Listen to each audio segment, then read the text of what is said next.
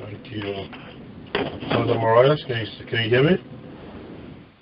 Yes, I can hear you. Okay, thank you.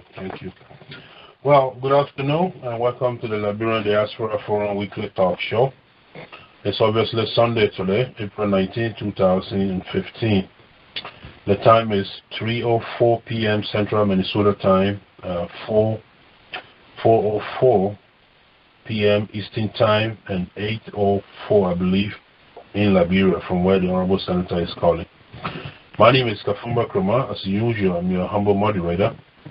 My guest tonight, your guest, our guest tonight is the Honorable Senator of Maryland County, Honorable H. Don Morais.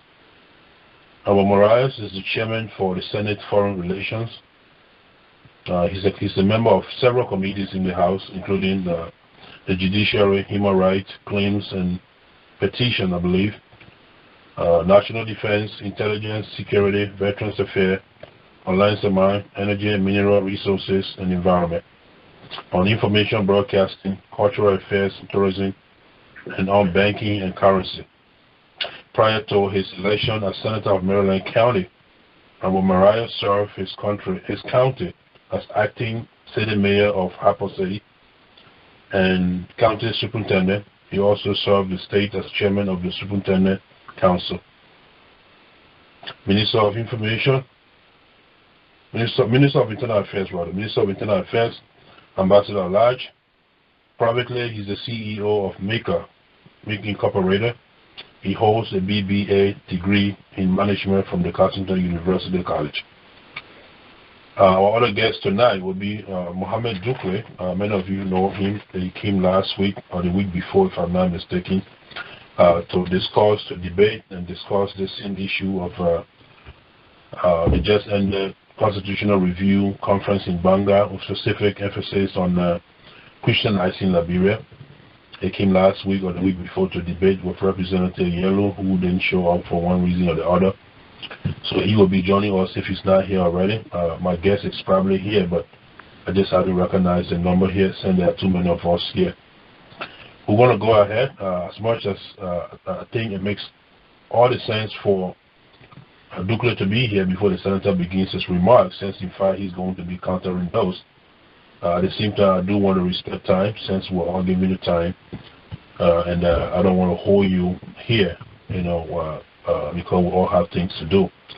Oh, is this Dukle here? No, I don't recognize that number. So I'm going to welcome the Honorable Senator on the floor. But before doing so again, let me emphasize that there were times when we had absolute difficulties in inviting people from Liberia, not just people, our policy makers, government officials, to come and talk to us in the diaspora. And the difficulties, lies in the fact that oftentimes when we call people to come on the show, I think this is Dukle here. Let me double check that. Mohammed Dukle? Mr. Dukle?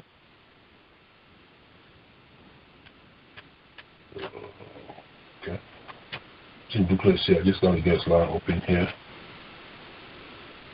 Or maybe I should take it from here. So oftentimes when we call people, after we spend so much money calling, call back, to invite officials. Mr. Dukle, are you here? Yes, I'm here. Thank you. I'll just open your line, yeah. So as I was saying, a lot of the time we strive to bring people to talk to you, talk to us in the diaspora. And often they are nervous. I don't want to say afraid. They are nervous to come for fear that people usually hide behind the privacy of the telephone and throw insult at them, disrespect and what have you. So lately, you've noticed that our number of officials coming on the show has increased significantly, because I continue to give them assurances that that will not happen on this show. It's never happened, and we'll try to keep it that way, because it's good for me, it's good for you, and it's good for our audience. Besides, I really don't think profanity or disrespect has any room in the world of intellectual forum. And so with that said, I'm not going to waste your time. Our two speakers are here tonight. The Honorable Senator is here. Mr. Mohammed Dukle just joined us, and I want to welcome the hundreds of you that I've told you already to listen to tonight's discussion. And so if you saw our publicity announcement, we made it clear, per the senator request, stating that the senator does not, for the record, and I hope I'm quoting him right. If not, he's here to correct me. But we stated that the senator does not support Christianizing Liberia, but he does support making Liberia a Christian state. Now, as far as the difference between Christian nation and Christian state, the senator will speak to that shortly, but we'll also make reference to Lebanon per the senator request. So he's going to elaborate on that. And then without much further delay, I will now welcome our first speakers to briefly introduce themselves again, and then we will go from there. Senator Morais, again, it's my pleasure to have you on the show. Welcome to the Liberian Diaspora Forum. Thank you very much. And it has been and will always be my pleasure to join the debate anywhere Liberians are so that we can give clarity on issues debated at home. And as I always like to say, whenever I come on programs like these, I come to provide perhaps the antithesis, the antithesis to what has been discussed, and giving our audience the opportunity to synthesize, to come up with a synthesis to what we discussed. So tonight I'm here that I heard in your intro that Mohammed was earlier on the program with you.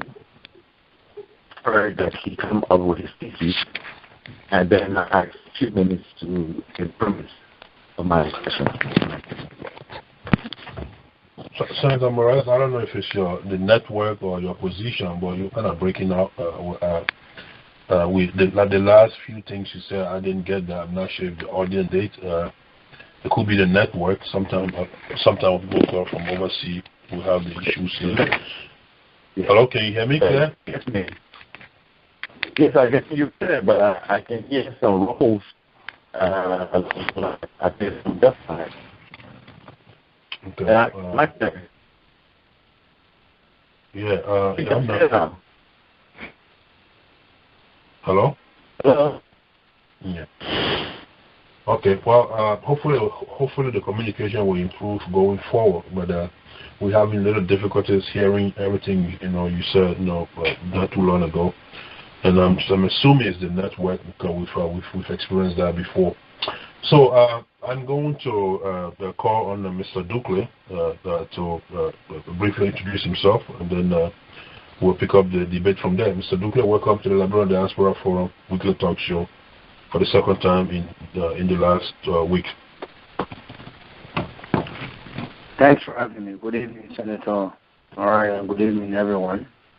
Again, it's a pleasure being here, and we hope that this discussion will be fruitful and help us find a way forward to the upkeep of the serenity and the fragile peace and the development in Liberia. Again, thanks for having me.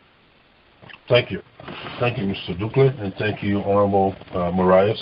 Well, Honorable Morais, if you don't mind, I hope I'm pronouncing your name right. I had that trouble with the Honorable Speaker of the House, Speaker Tyler, the other day. Please correct me if I'm pronouncing it wrong, Honorable Morais. Yeah, Honorable Morais. It's okay.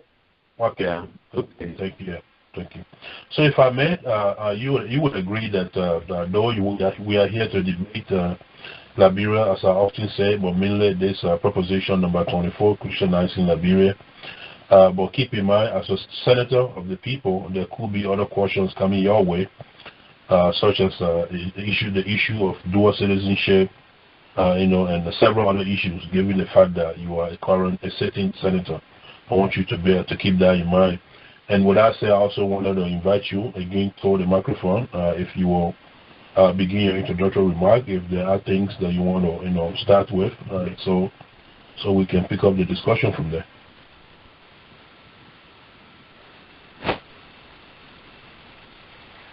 Senator Morais? Yeah. Am I heard there? No, we can't. Yeah, I'm not hearing you. Can you hear me? Yeah, I can hear you. But okay. Yeah. Well, I just don't want. Hear me. Yeah. Well, it's on and off. It's kind of breaking so bad. When you raised your voice a little bit not too long ago, I heard that clear, but the other things you said, those didn't come across well. Is that could it be your position in the House or wherever you are? Could you try? I don't mean to relocate the whole senator, but could you try? Another thing I could do. Maybe someone is not performing well. Yeah. I could slip to one of my other phones. Okay, sure. And see whether you can hear me better. Absolutely. Let's do that. Let me try that, because I think I want to be heard clearly. Yeah. So that we don't have any misunderstanding as to what I said. Go on for a few minutes and I can try the number. I agree. We'll wait a few minutes so you can switch phones. So, folks, Honorable Senator H. Don Morais is going to log off and come back on using a different cell phone. Hopefully, we can hear him. We'll hear him better than he just logged off. And so, give us a few minutes while he comes back. Thank you.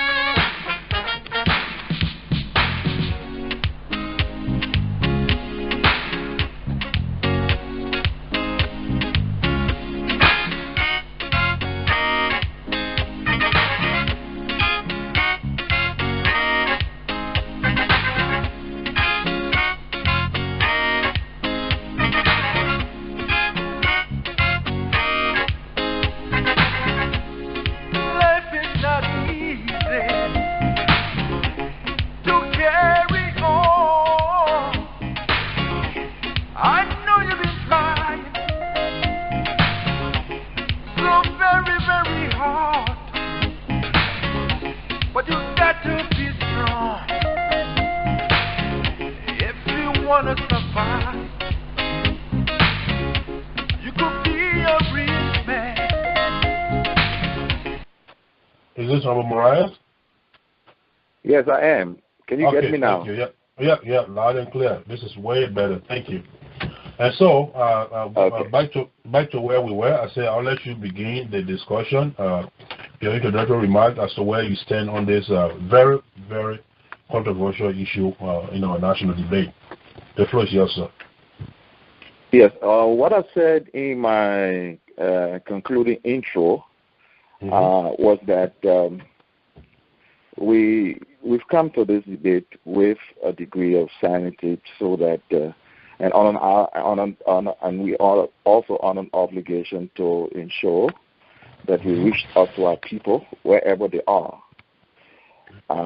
Usually, what I try to do is to either provide the thesis to the antithesis, right, so that the Liberian people or the audience listening to us will be able to provide the synthesis. So I've come not with the synthesis to the problems or to the particular issue. I've come to provide either the thesis or the antithesis to what is being discussed.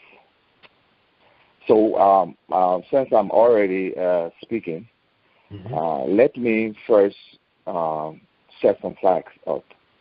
The first thing I'd like to say here that President Salif, a year or more ago, submitted to the National Legislature, specifically to the Liberian Senate, this proposition to establish a commission.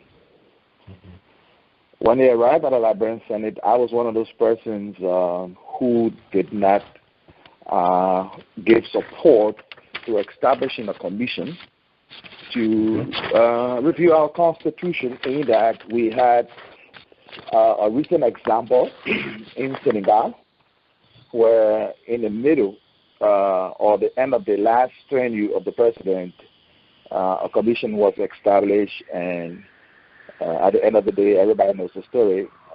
The president insisted that since the Constitution was then reviewed, it meant that he had to continue another term, and it created some disharmony in Senegal on one hand. And the second thing was that we felt that too many things were being done at the same time. So we felt, I felt particularly, that it was not appropriate to have a commission reviewing our Constitution. Because I'm of the opinion that we haven't let our Constitution work properly. And just go into it because we want to change clauses to suit the order of the day won't be fair. And I will give one example. For the first time, the secession clause of our Constitution, which permitted me to sit, was tested. We state that the senator of the first category, elected by the people, will go for 9 years, and the senator of the second category will go for 6 years. Thereafter, all senators are elected for 9 years. And that was tested for the first time since the inception of the 1986 Constitution.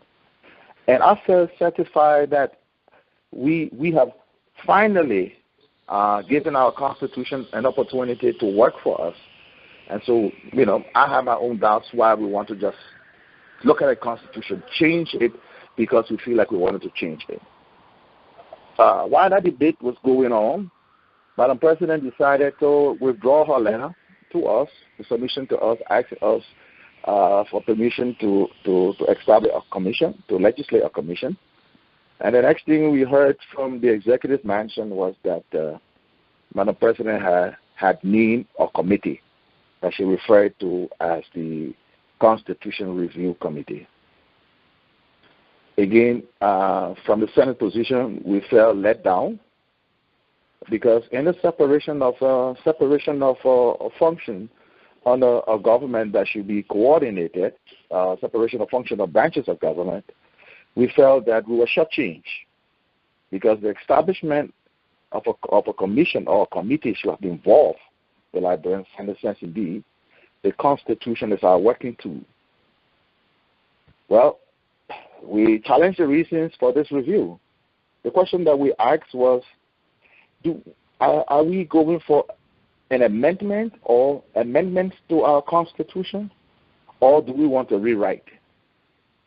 We didn't get an answer, but the process continued. And this was our problem.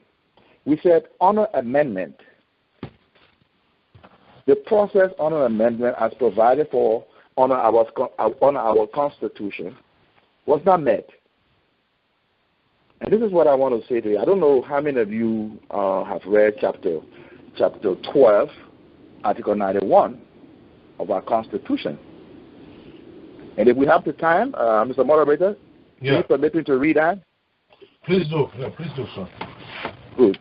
Article 91 of the Constitution states, this Constitution may be amended whenever a proposal by either 2/3 of the membership of the House, or both houses of this legislature, or both houses of the legislature, one, or two, a petition submitted to the legislature by not fewer than 10,000 citizens, which receives the concurrence of 2/3 of the membership of both houses of the legislature, is ratified by 2/3 of the registered voters voting in a referendum conducted by the Election Commission not sooner than 1 year after the action of the legislature.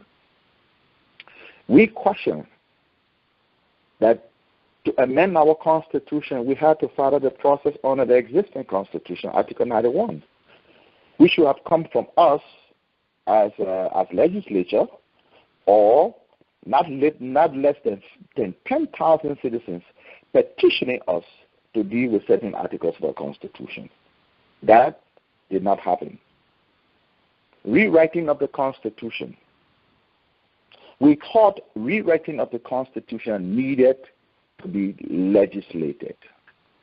That was also not legislated. On several occasions, we raised the issues, but the process went on. Therefore, let's look at what came out of Banga. Banga returned with more questions than answers. For example, elections of superintendent. Initially, at this point, election from superintendent has been sent to us on an entire package that is now referred to as the decentralization package. We haven't debated that issue yet, but it finds itself returning to us in the form of a preposition, as one of the prepositions discussed in Banga.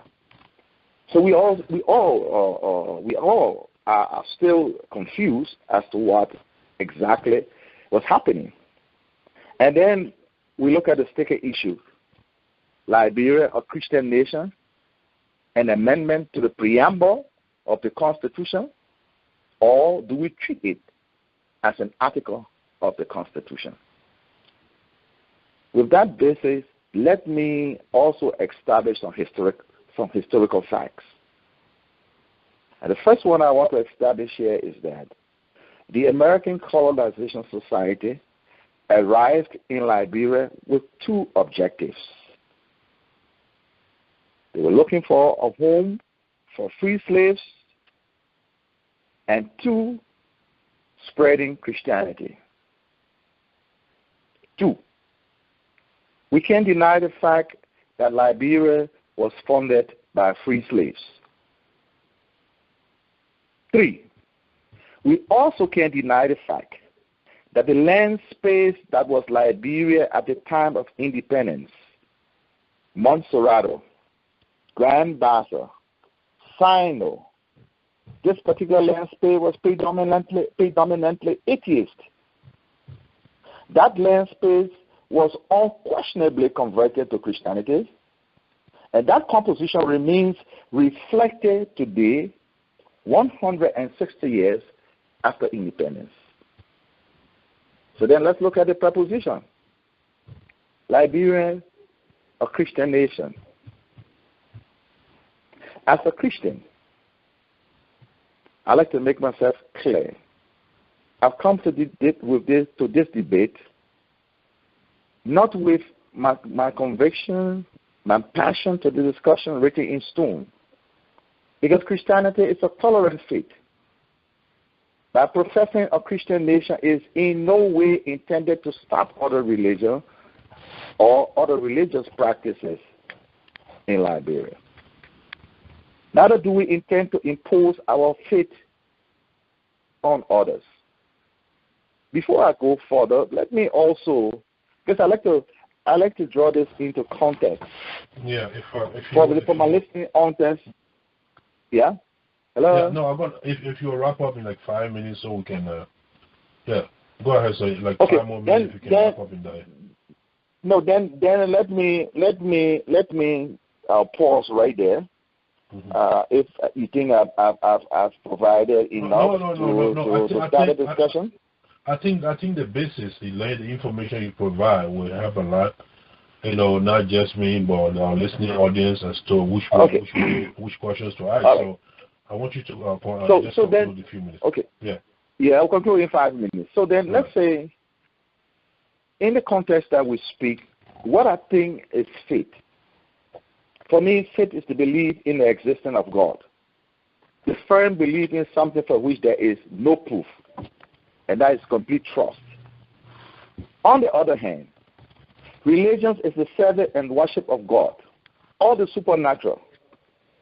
Commitment or devotion to religious observance. And this is my belief. As I said earlier, in the intro, the reason why I'm giving these definitions is that I like to be clear. What is sought in Liberia is not a Christian state, but preferably a Christian nation. And as we progress in this debate, we will continue to provide exactly what the discussion or what the debate is. And I hope we've been able, because I think you've put up this promo for a while, for people to do their research and know that there is a difference between a nation and a state. In a state, you will have a state. I mean, the common definition of a state is one of the constituent units of a nation, a government or a political organized society having a particular character. That is the common context in which I speak. A nation, for me, is a community of people composed of one or more nationalities' beliefs, etc., held together by an identity. And this is the identity that the people of Liberia, under Article 1, Section 1 of the Constitution, that all power is inherent in the people, that they are exercising in periphery, Proposition 24. And let me pause right there and give Mr. Duque an opportunity to say what he has to say. Thank you so much. Folks, so many of you have joined within the last 10 minutes or so. I do want to take this time to welcome you to the Liberian Diaspora Forum weekly talk show. Tonight, as previously announced, we have the privilege of hosting Honorable H. Don Morais of Maryland County, Senator H. Don Morais of Maryland County, here with us to debate the issue of Christianizing Liberia with Mr. Mohammed Duque. Why they do their introductory remarks, by all means, please feel free to dial *61 on your phone. Mind you, there are a lot of people ahead of you in the queue already. So if you just by dialing *61 does not guarantee that I will get to you, but I think it's better to do it so that way when we begin taking questions, you have a chance to weigh in on this very important discussion tonight. Mr. Duque, welcome to the Liberian Diaspora Forum weekly talk show again. Your opening remarks, sir. Again, thank you for having me. Again, thank you, Senator Morais, for that beautiful premise. Thanks to the listening audience. First of all, I come with a view that Christianizing Liberia, or a proposition proffered to make Liberia a Christian nation, is unconstitutional and illegal, according to our 1986 Constitution or even our 1847 Constitution. And that's the first thing. Number two, and I say it's unconstitutional because we are talking about making changes or voting on something that is considered an inalienable right under the Constitution. And we all know, we all might know or may know that inalienable rights are rights naturally inherited from God, and those are carved out in any constitution so as to protect and preserve the sanity of the people. Because any attempt to take it away leave those individuals less of a human or demonized or terrorized or whatever the word might be. So to say that we can go to a referendum itself, for me, in my limited mind, is unconstitutional and illegal.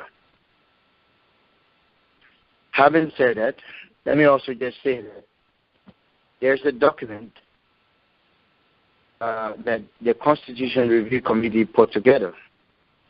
It is a preliminary summary of views of the Liberian people as expressed during the consultations and sectoral meetings in 73 Liberian electoral districts and diaspora. This was put together with the effort of the Liberian government, OMEO, UNDPF, and many other civil society organizations, both local and international. And in this document, that's when people were being asked as to what exactly they want changed in the Liberian Constitution. And I bring this to say that because I heard Senator Morais at the very end say that the voice of the people. In that document, the people spoke. The people of Liberia spoke loud and clear. As to whether Liberia should be a Christian nation, 9 out of the 73 electoral districts say yes. And 64 of those electoral districts said no, we don't want a Christian nation. So 9 over 73, that's about 12.3%. And 64 over 73, that's about 87.7%.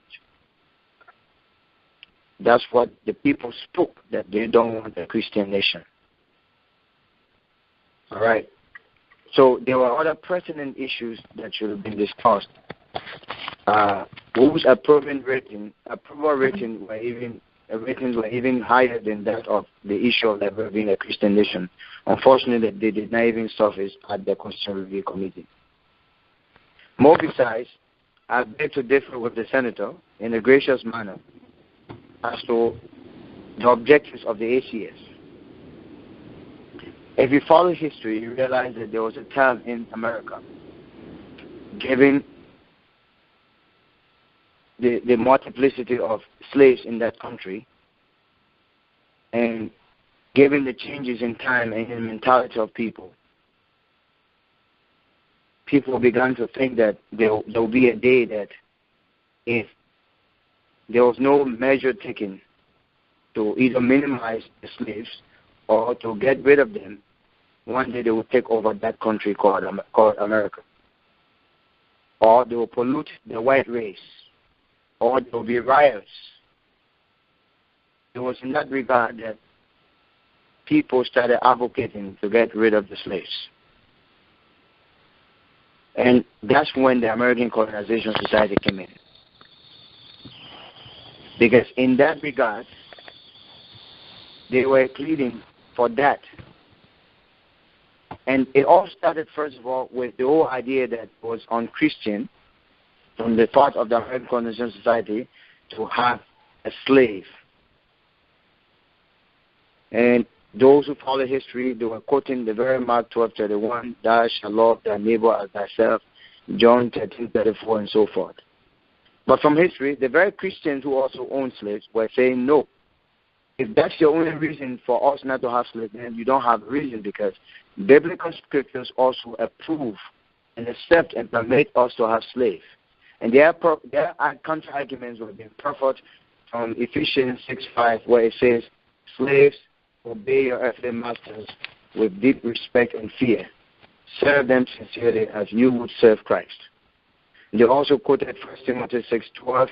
It says Christians who are slaves should give their masters full respect, so that the name of God and his teachings will not be shamed. And it goes on. Luke 12:47 and many other references. But be as it may, it finally got to a point and they said, okay, if you don't want to, fine, but there will come a time they will take over this country, and it will be an abomination for us, for a black man, a slave, a Negro, who is considered less than a human, to have any affair with a white woman. That was the argument that they bought into. So some decided that now we'll get rid of the slave. And to tell you that the idea of settling the slave was not establishment of Christianity was not the foremost reason. It was to get rid of those slaves in America, and even evident by the fact that those days, if you were a slave, the only way you could be set free, and you can read the history, we check it, is when you allowed yourself to be resettled to Africa, to be taken out of America. And that was a statement, bold statement. If you choose not to resettle to Africa, then you remain in captivity forever. So with that, some slaves yearning for their freedom, they decided to agree to the resettlement. And while in the state, they never had the opportunity to go to church. Hello? Yeah, hello? Yeah, I'm here, I'm listening. Can you hear me? Go ahead. Yeah, I can hear you. Yeah, I'm listening. No, I know, Senator. I'm listening. I was talking to Mr. Douglas. Yeah, I'm still on the line. I'm writing down. Okay. I'm listening to you passionately. Mr. Douglas, if we can wrap up in 5 minutes, that'll be good, yeah. Okay, no problem. So then it was out of that argument and final agreement that those who agreed to be resettled now will be free. As I said earlier, even while they were in the United States, they never were allowed to go to church, because church was not good for a slave as a black. They were dehumanized. They were considered less of a dog. A dog would stay in the house as a pet. A slave would not come anywhere around. And that's how the whole thing happened. In the process, having established the American Colonization Society, the ACS, and if you read the American Colonization Society report that they annually wrote to America, you will also find that people, the American Colonization Society also realized that these guys were so crude, meaning they were raw, they were not at the level of civility as they claimed to govern themselves. So there was a need to send people to refine them. And that's more of the reason why the first probably 10 or so presidents of Liberia came from America. So in that process of refining them so that they can take over their own leadership, those who were coming now brought in the idea of teaching them how to read and write, how to go to church, and all those things. And that's evident by even those who settled. We talk about Congo, Liberian, and those of you in America, and you come here, you listen. The English is the same. The broken, American slang, the African American, and the Congo Liberian, the same thing. So I just want to bring that. But in all in all, and lastly, the land space that occupied by the settlers, according to Senator Morais, were predominantly atheists. And they were Christianized by settlers. Maybe I'll need some clarity on it, because there were people here as well who also worshipped. They worshipped God. They believed in God. It might not have been the same kind of God that we believe in, or Christians believe in, or Muslims believe in, but they were gods. They worshipped God. And there were also Muslims on that around here who also worshipped.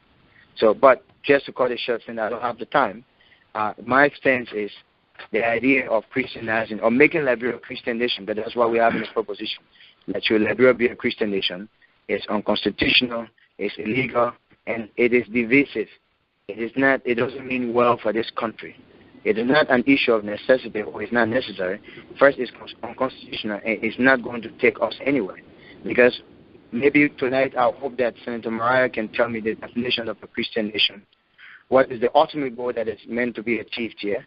And at the end of the day, what will be the reconciliation between the Constitution that we have and the Bible? So hopefully, I can get some of those clarities today and make sure that I can make profound and sound decisions. Again, thank you for the opportunity. Thank you, Mr. Ducle. Thank you, Morais. I'll come to you, Honorable Senator. I just want to thank you both for giving us your opening remarks in the most civilized manner, and I hope that our hundreds of audience that have called in tonight will follow suit. We desire absolute civility tonight, no profanity. I know the issue is sensitive, but you heard Senator Dan Morais was very civil in his deliberation, just as was Mr. Ducle. So that is the order of the night. Senator Morais, you want to respond to what's been said so far before we invite in the audience? Yes, I would have wanted to dwell more on the coming to Liberia, the objectives of the coming to Liberia of the American Colonization Society, and not what it was in the United States of America. I could go along the line, but this will sidetrack us from the actual debate that we should be dealing with tonight. So I would take for granted that I heard some of what my brother have said, and let it lie for another time. We can discuss that, but I don't think that is the issue. One of the things that I've established here is that the reason for which they came, the reason professed by us, and I would like to refer him to the speech of the first president of Liberia, Joseph Jenkins Rawa. It's online. He can read it. That he delivered in the Providence Baptist Church. That speech is there. It's online. And also, I'd like to refer him to the Constitution, the 1847 Constitution of the Republic of Liberia. Fortunately for us tonight, I have a copy before me. And there are clear issues discussed there in Article 1, which is the Declaration of Rights, in Section 3, and Section 1, the preamble to Section 1. But, let's move this debate on. I heard my friend and brother say that this is illegal and unconstitutional. What is illegal and what is unconstitutional? The same process that I hear, that evolution that is ongoing in Liberia right now, happened in 1984, 1985, 1986. Before the coming in of the 1986 Constitution. I can say for sure that the democratic space that we have today to fully discuss and debate the content of our Constitution was not provided under the barrel of a gun. There's no hiding that during that period we were in a military government where the say of Liberians were not pronounced. You know the situation when it got to a point. Amos Sawyer was asked to recuse himself from the process, and the process was ended by the late Kessely. These are facts. So what is illegal? I understand that's the same process that took place. Going to Banga, trying to validate what came, quote unquote, from the people of Liberia, and finally brought to the national legislature for debate. Let me further ask my dear brother, what is unconstitutional? Because Article 91 of the Constitution, of this very Constitution that he's saying that gave rise to the process being unconstitutional, is clear. Article 91 gives it clear to us that we can amend the Constitution. And I think I read the portion that said the manner and fashion in which the Constitution can be amended. It's clear. And it's two reasons, two ways. 2/3 of the membership of the House, of both houses of the legislature, or a petition submitted to the legislature. Definitely, the process cannot be unconstitutional. What can be unconstitutional is the manner and fashion in which it was presented to us. 2, if the people of Liberia, under Article 7 or 17 of our Constitution, this very Constitution, which provides that they can assemble peacefully and petition the government. And I like to read that for those Liberians who are far away. All persons at all times in an orderly and peaceful manner shall have the right to assemble and consult upon the common good, to instruct their representatives, to petition the government of other functionaries for the redress of grievances, and to associate fully with others or refuse to associate in political parties, trade unions, and other organizations. So what is unconstitutional in the process? Article 1, Section 1 of the Constitution of the Republic of Liberia. And I read that as well. It states here, all power is inherent in the people. All free government are instituted by their authority and for their benefit, and they shall have the right to alter and reform sin at their wish.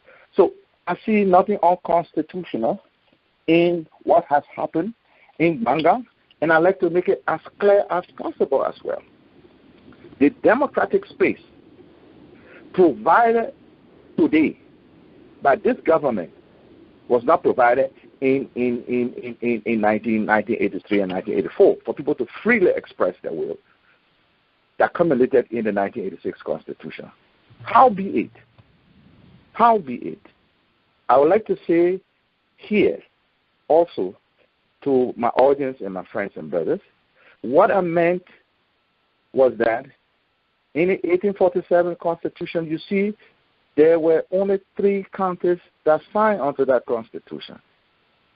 We were not extended into Bapolu.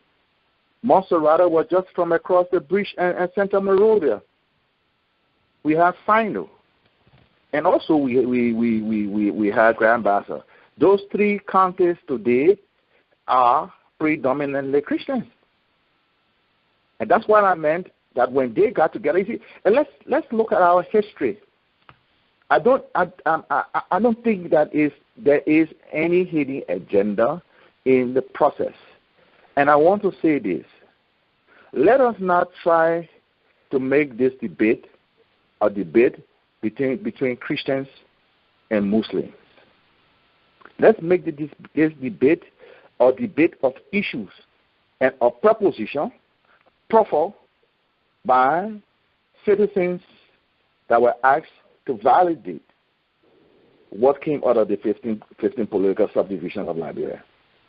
And that's how I like to look at the debate, with an open mind. All right. Thank you, Senator Morais. I'm going to have Mr. Dukle respond to that, and shortly after I'll probably set another sub-rule here, which will be you will each have a confirmed number of time to address issue. Otherwise, we might not leave here today because there are probably over 100 people waiting to ask questions already. So we'll have to put some time on it here. But after Mr. Dukle shall respond, since you were not timed in your last remarks, so I'll let Mr. Dukle respond to that, and then after that we'll start timing both of you here. Mr. Dukle? Okay. Thank you again, Senator Morais. The question as to why the illegality or unconstitutionality and let me address those quickly. In the first place, as I stated earlier, the view of the people was 84.7% we don't want a Christian nation. And for those who went to that convention, you realize that there were two documents. The first document that was given to the people was a document with 9 propositions that they should have discussed. Overnight, it changed, and this whole idea of this sampling came in, and then because there was some disruption, and later on, it turned on to this proposition. More attention was given to this proposition. That's number one. So the view of the people as expressed, even the diaspora, I forgot to say that, even the diaspora, only Atlanta, Georgia as a state agreed to a Christian nation. All the remaining states where Liberians are, where they could be reached, they said no to it. What could be more resounding and clearer than that? So it's actually against the very article 9, I believe he put it, that you are going against the will of the people. Not a handful of individuals that were handpicked, and it was not even done proportionally, and up to present, there's a lot of confusion about it, and that's evident by even the demonstration we saw out there. And also, as Senator Morais clearly stated, that the whole process that led to this Constitutional Review Committee is something that even in his expose, that the president went about doing the wrong way. He did not follow the right proceedings. Because I'm sure had he followed the right proceedings, then even the constituents or the composition of that Constitutional Review Committee would have been balanced. But it was not. Another thing why I believe it is unconstitutional, because it violates Article 11 and 14 of our current Constitution, which is the 1986 Constitution. And I start with Article 14.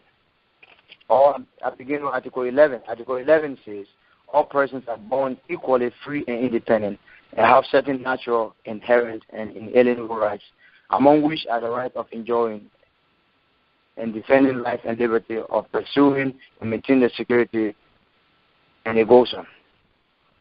Article 14 says, all persons shall be entitled to freedom of thought, conscience, and religion, and no person shall be hindered in the enjoyment thereof, except as may be required by law to protect public safety, order, health, or morals, or the fundamental rights and the freedom of others.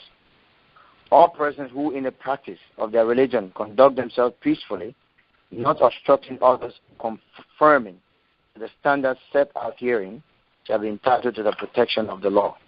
No religious domination or sect, no religious denomination or sect shall have exclusive privilege or preference over any other. All shall be treated alike, and no religious test shall be required for any civil or military office or for the exercise of any civil right. Consistent with the principle of separation of religion and state, the Republic shall establish no state religion. That is clear in the Constitution. Article 11 talks about inherent rights, and even further clarified by the right to religion. Now, this country is owned by all Liberians. If you just look at the Constitution, first of all, it gives room to the protection of those rights. Now, I heard Senator say in the voice of the people that when the 1986 Constitution was changed, the 1847 Constitution was changed because that Constitution did not speak the aspiration of all Liberians. And therefore, in itself, there were defaults.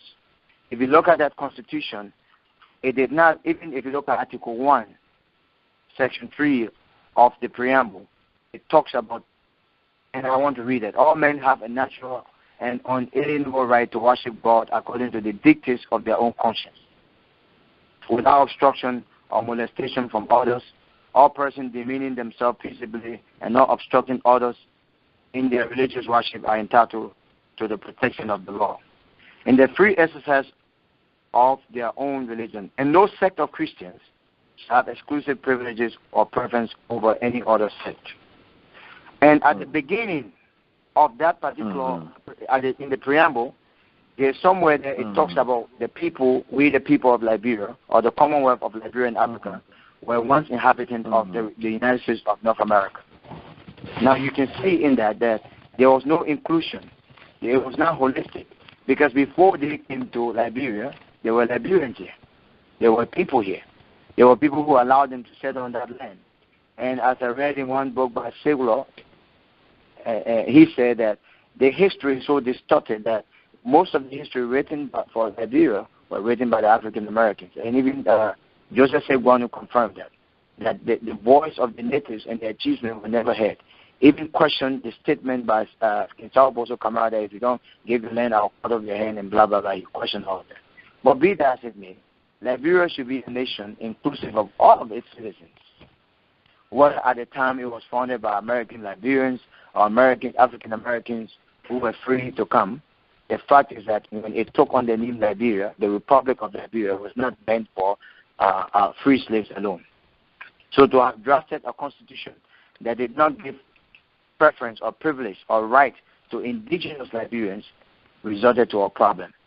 And that's when the progressives of the time decided, and we know the history, the University of Liberia today was never open to natives. The law school was never open to natives. Many of the opportunities were never open to natives because there was not inclusion.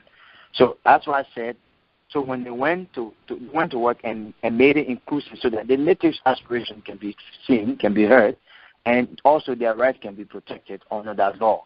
It was out of that action or that effort that many of our people today were able to learn. Now, it was not because they just wanted to, because the constitution itself was inadequate. But in this instance where you are not going to change the 1986 constitution for a country that is equally owned by not just Christians, but Muslims, traditionalists, you got Nazarians here, you got different people here, and say, we want to put an identity on it because Liberia has always been a Christian nation, or most of those who were here initially were Christians. That means you have stripped away the right of those Liberians who are Muslim who also have claim to this nation. And that's why I said earlier, and I will keep saying, I hope that before the end of this conversation, the senator and the senior brother and the honorable lawmaker probably could help me better understand the definition of a Christian nation and the ultimate objective here. Because if you look here, even after the 1986 Constitution, most of the things that have been done in Liberia have been influenced by people who come from a Christian background. The jobs, they've carried it. Presidential, you never had a Liberian president.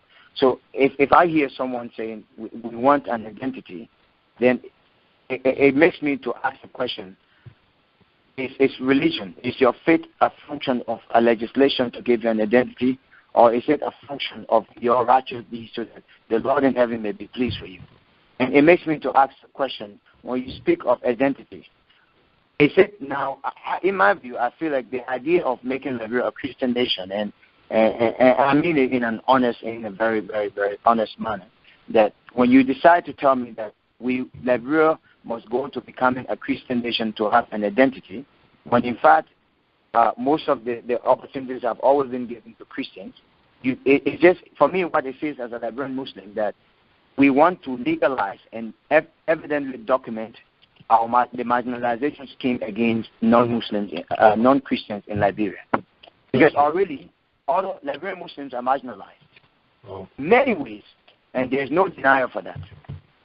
And if you say that we'll go and put a Christian nation, not only that, the very articles that I read, but it's just a very clever attempt to legalize that marginalization so that no one will have a voice to speak tomorrow. And when you do that, you have hindered one's freedom to liberty to speech, to many things to the freedom of existence and even the purpose of existence.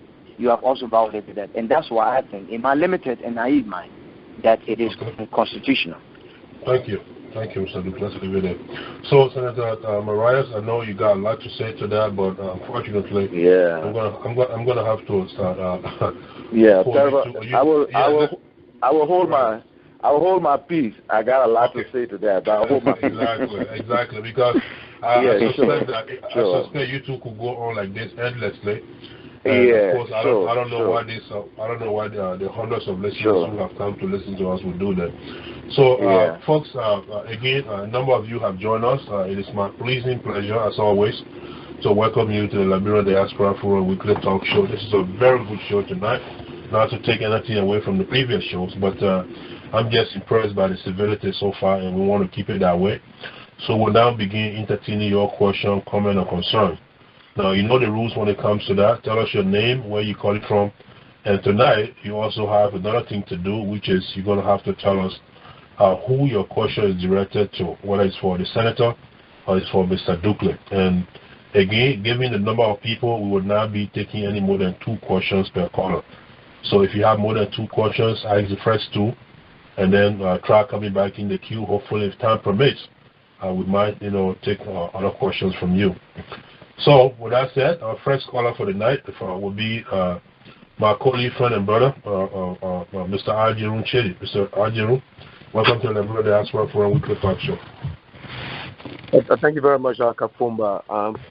Let me ask the senator there and I think Dukley rightfully put it. Firstly, let me define what is a Christian nation or Christian state. What are the objectives? What are the privileges? What are the pros and the cons of having a Christian state? He needs to set that up real quickly. Then the next thing here is how can this senator reconcile? I mean, he from the beginning, his intro clearly stated that the way the president went about even setting up the committee was something that he opposed.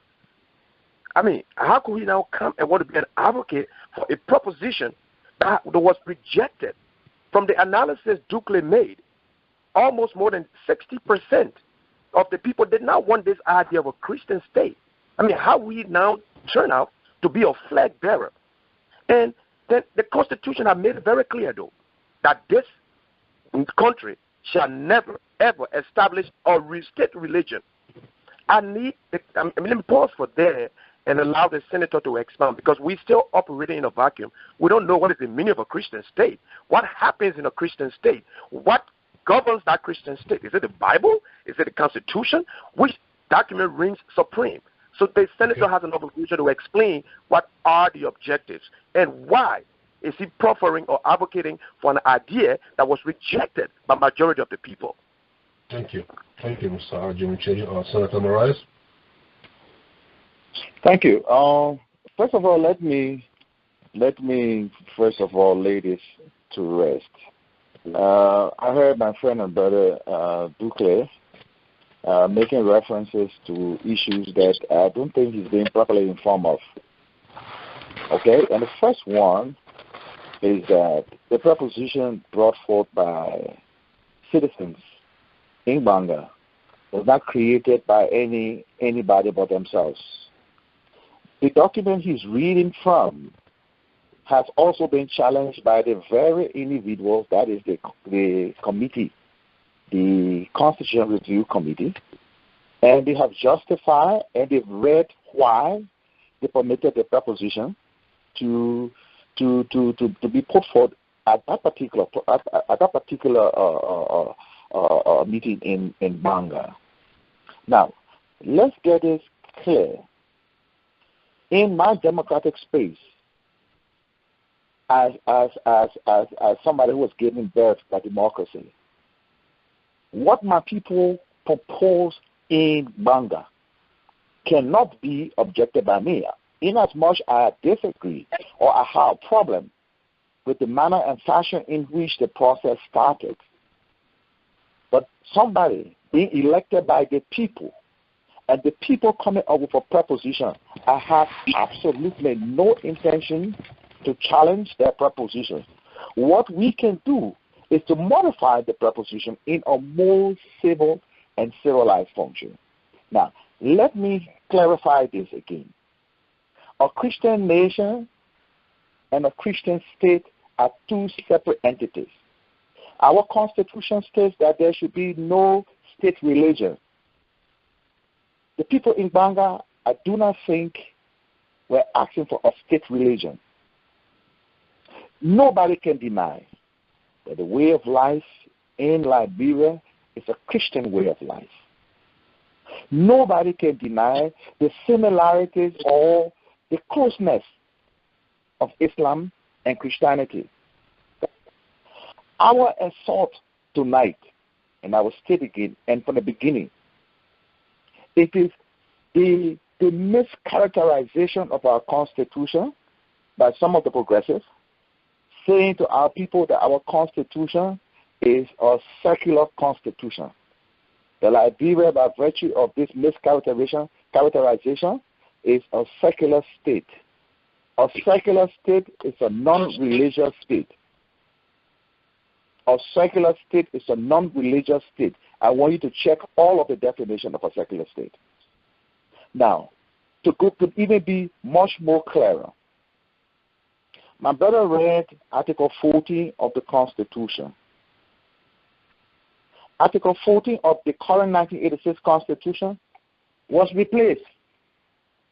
We asked them what was the wisdom in replacing Article 1, the Declaration of Rights, which clearly stated what Liberia was and what the people of Liberia wanted, as to why it was replaced by Article 14. And Article 14 is naked.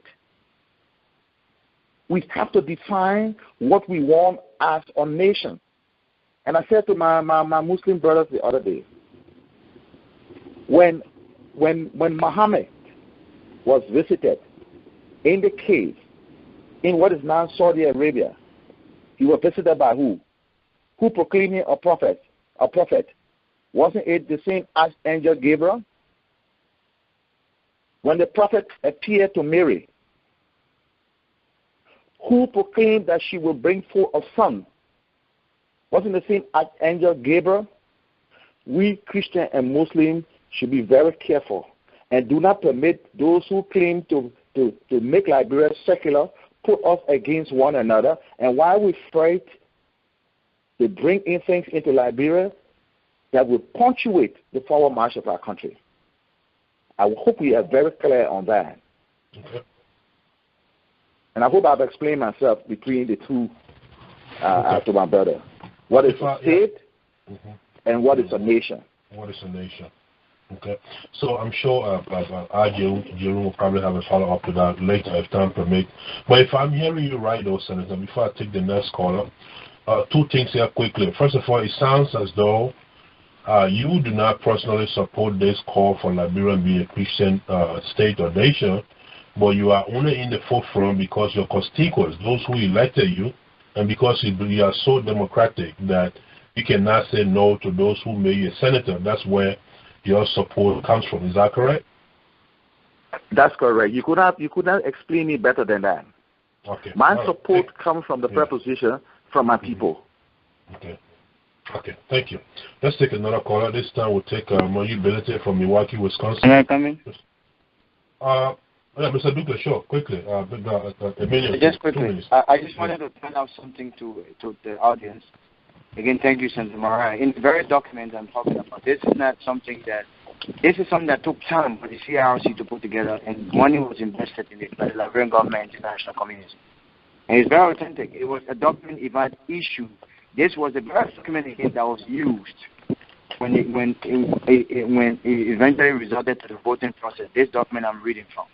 So I'm not being misinformed. But I've read this document all through, and maybe the senator can help me. If I'm correct, Senator Morais from Maryland County. Is that right? Yeah. I don't see any of his districts that ever approved Christian nation in this particular document. And I'm yet to be proven wrong. I didn't see any district yet. Just give me one, my brother. Just give me one meaning. Yeah, sure. What I'm hearing from Dukley, from my brother Dukley, I've heard it from the progressive as well.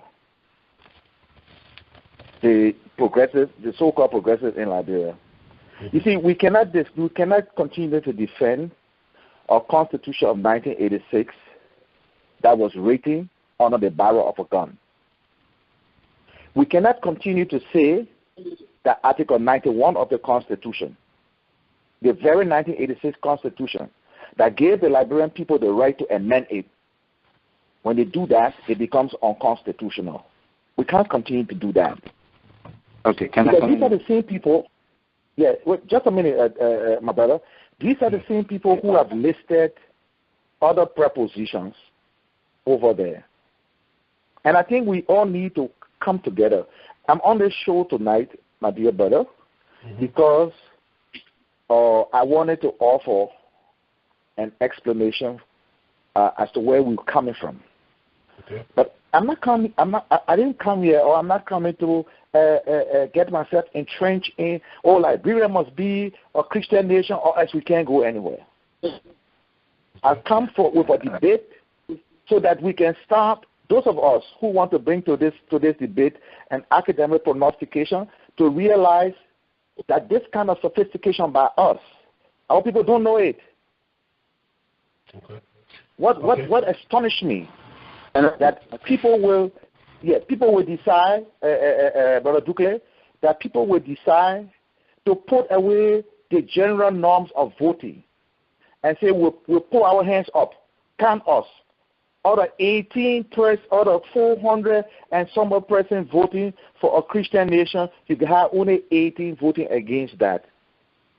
Okay. Of course, I do not support the tyranny. I do not support the tyranny of the majority, but at least we should find a common ground. I'm sorry that I interjected, my brother. No, it's all right, make this. Can I come in now?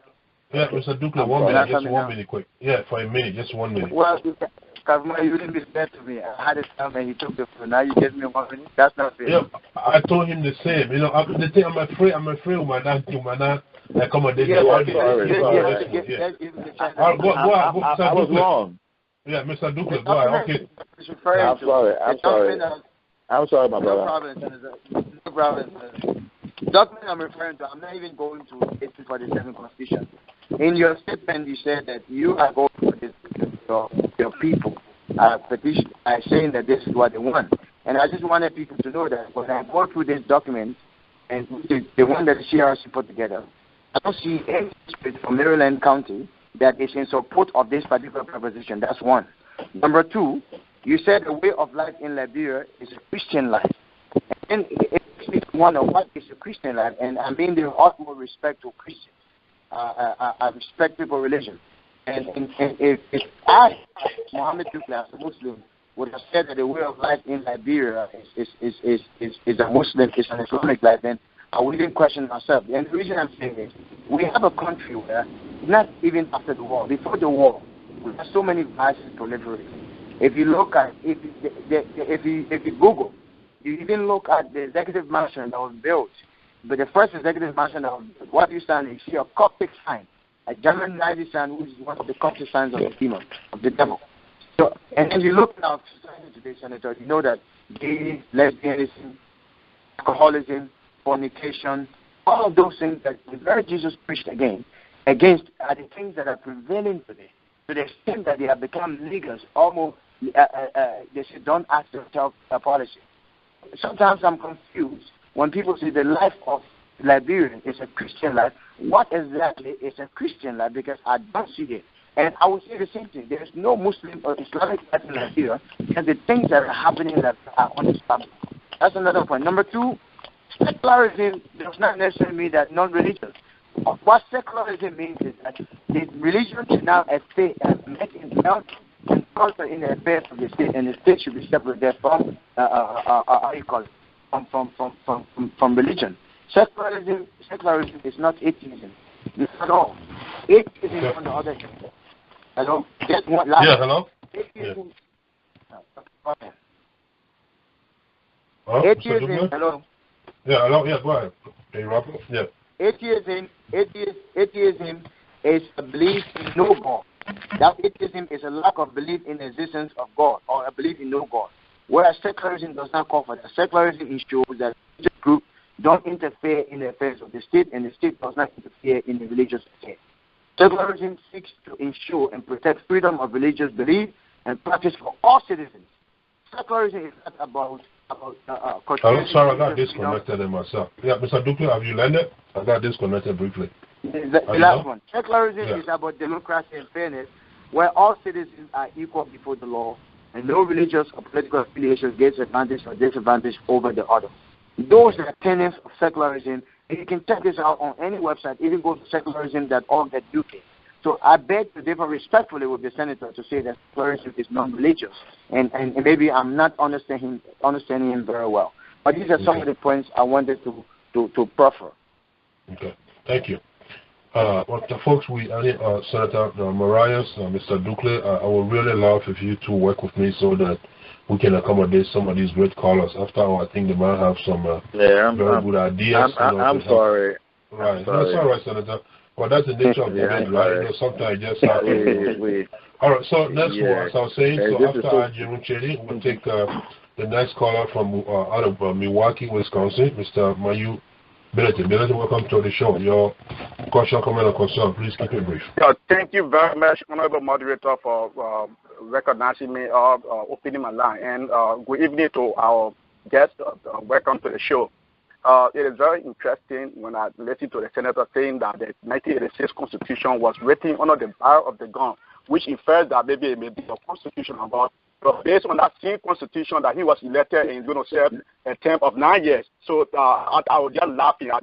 You didn't open my line at the time. Thank you. Having said that, let me move forward. We are following the situation in South Africa. The xenophobia issue there. They are burning African migrants in the street. So I followed a post today on Facebook.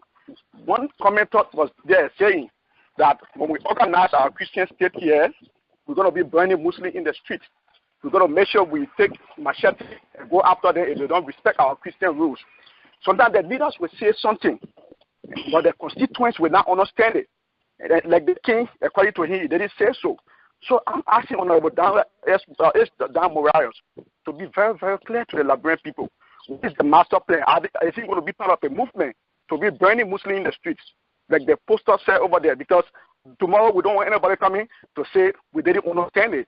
And if that, what can he explain to his people to understand that it's not about burning? Because the illiteracy rate in Liberia is higher than the one in South Africa. So we have to be very careful. We are setting this country on the potential religious time bomb.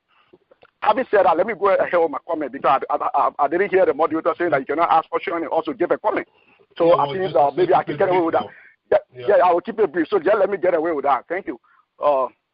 Having said that, I want to refer the senator to Article 1 of the Constitution that he also quoted. He said that all free government is constituted by the authority and for their benefit. Okay, let me just move forward. If their happiness and safety so required. But if you look at the 73rd district, or even the Article 91 that he quoted, the procedure was not followed, and he also agreed to that. So the personal tree theory says, once the tree is personal, whatsoever fruit that comes from it is also personal. You don't eat dog meat, but the soup that is in the dog, but that, you don't eat dog meat, but you are drinking the soup. So I think that the Senator premise or his whole expose, they have some sort of inherent contradiction. And I also want the Senator to read Chapter 2 of the Liberian Constitution. Thank you. Senator Morais? Yeah, I think he again, I will calm him down. I think he's running his emotion a little bit too high. As I said earlier in my intro, I've come to provide the thesis or an antithesis to the discussion being debated at home.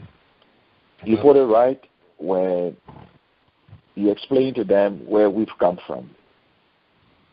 We've come from the point where, in this democratic space, on our Constitution, Article 17, our people assemble in Manga and proffer a proposition that states that they want to have a nation with an identity called a Christian nation. It is our responsibility,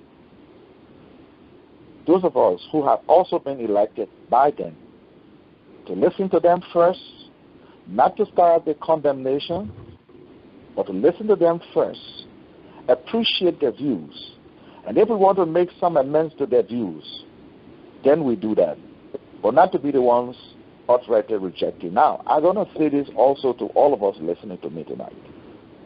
As a Christian, I do not judge people because the Bible tells me, judge not, so ye shall not be judged. And I think most of my brothers are being judgmental. They've come on the show, and I think I heard Brother Ducle asking a lot of judgmental questions. But let me say this for the record. The Christian way of life that I made reference to is to waiting for Easter It's to celebrating Christmas. It's to the celebration of Lent. It's to go into church on Sunday. And let me say this as well.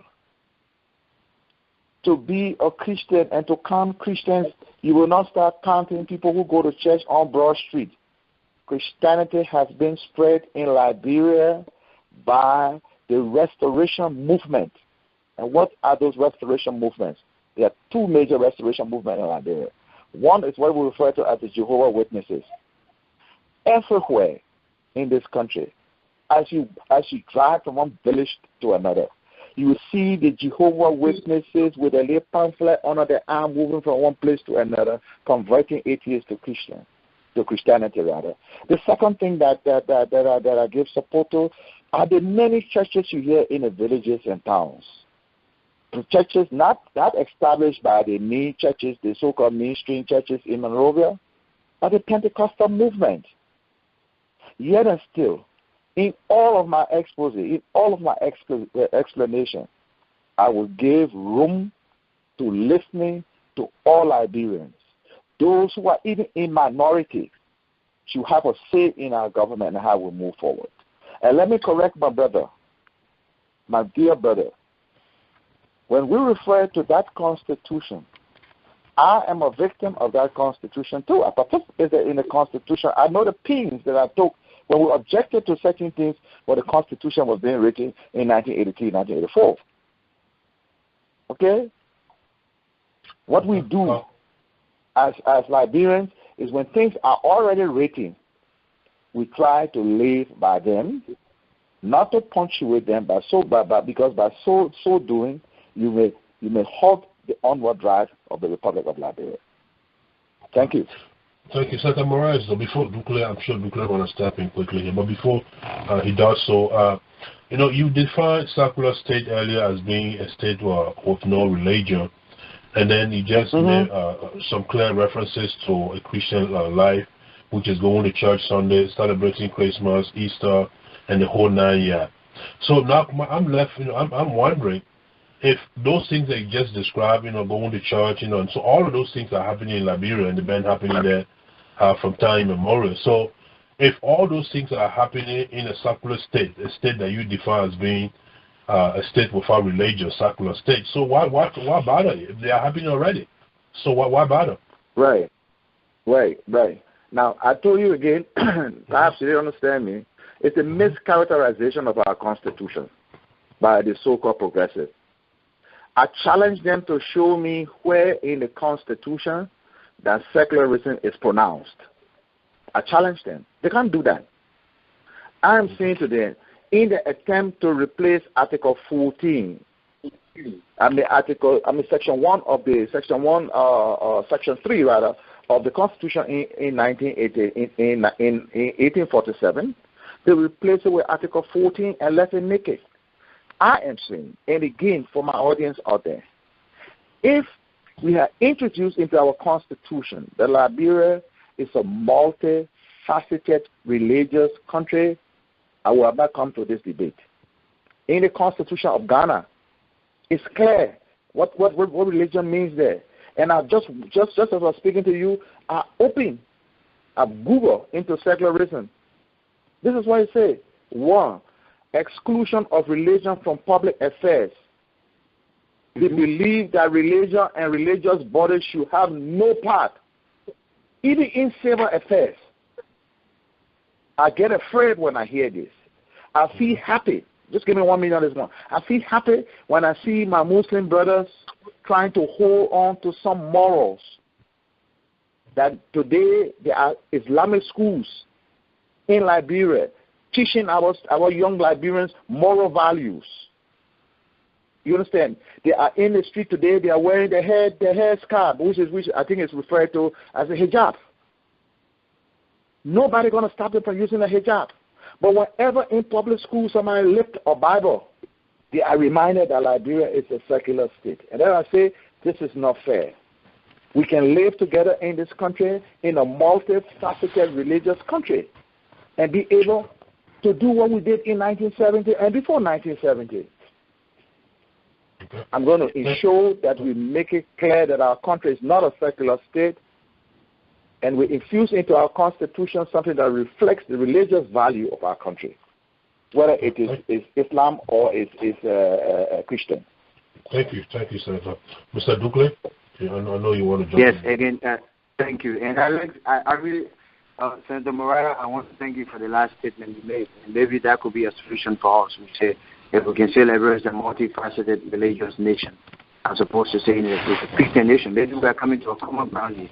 And having said that, let me just say a few things. Senator Morais, if you read, I'm going to read, and you just... No, Mr. Dukley, it's sounding very low. I don't know what happened. Your last remark, and now you kind of... Can you hear me now? Yeah, better, yeah. Much better. Okay. Sorry.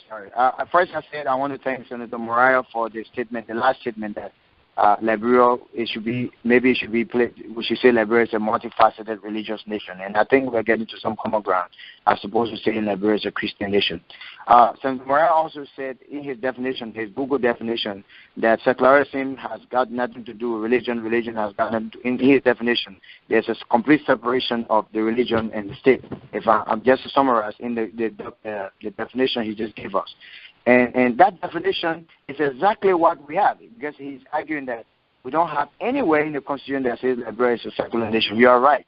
But the definition of secularism is actually in there, because in Article 14, at the very end, it says that consistent with the principle of separation of religion and state, the Republic shall have no state religion, the separation of religion and state. And that's why I said, secularism, from secularism.org.uk, and read any other definition, dictionary that comes, it ensures that religious groups don't interfere in the affairs of the state, and the state does not interfere in religious affairs. So I hope we understand that tonight. It's not secularism in the Constitution, but the definition is there. Number two, in Senator Morais' expose, when I asked what is a Christian life, and he talked about Christmas, Easter, and New Year, we all know that the very same things are celebrated in America. We also say that Liberia is a Christian nation? And if not, then why is America calls itself a secular nation? That's a question I would love some answer. Number three, the multiplicity of church is not a function of Christianity. You know, there can be many churches as you want. That would not mean that Christianity has been established. And I just want to refer you to a verse here from the very Bible, which by argument here. Hello? Hello, yeah. Kind of breaking okay. Yeah. I thought I'm off again. Yeah. If you read the book of chapter 29, verse 13, and this is the New International Version, it says that the law says, these people come near to me with their mouth and honor me with their lips, but their hearts are far from me. Their worship of me is based on merely human rules they have been taught. Now, you can have a church, you can have a mosque. That does not in any way signify a Christian life or an Islamic life. And the argument that I'm judgmental, I'm not judgmental. My argument is that if I'm going to say that we must have an Islamic nation, of course, the inner behavior of individuals will not be controlled. But whenever they are expressed in the public domain, then laws should be strengthened and enforced to reprimand and control those behaviors when they are expressed and discouraged.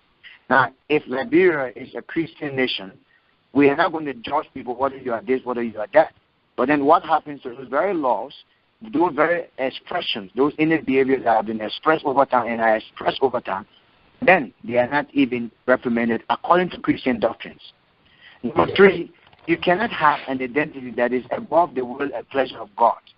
If you have a Christian nation as an identity, then that identity must be subjected to the will of God of Christianity, to the will of the God of Christianity. It must not be just be a mere identity. If it's a mere identity, then I think it's a show-off, it's hypocritical, and it is not truthful. So if we are saying Liberia must be a Christian nation, then that expression of that identity must be backed by laws that are from the very book that govern Christianity, so that people who will express behavior that are contrary to Christian life will be reprimanded. And that's why I said alcoholism is prevailing, corruption is prevailing. I'm not judging anyone. I didn't call it. I don't see in this country where people do this. People kill human beings and get away with it. People murder here and get away with it. people corrupt, steal money, and get away with it.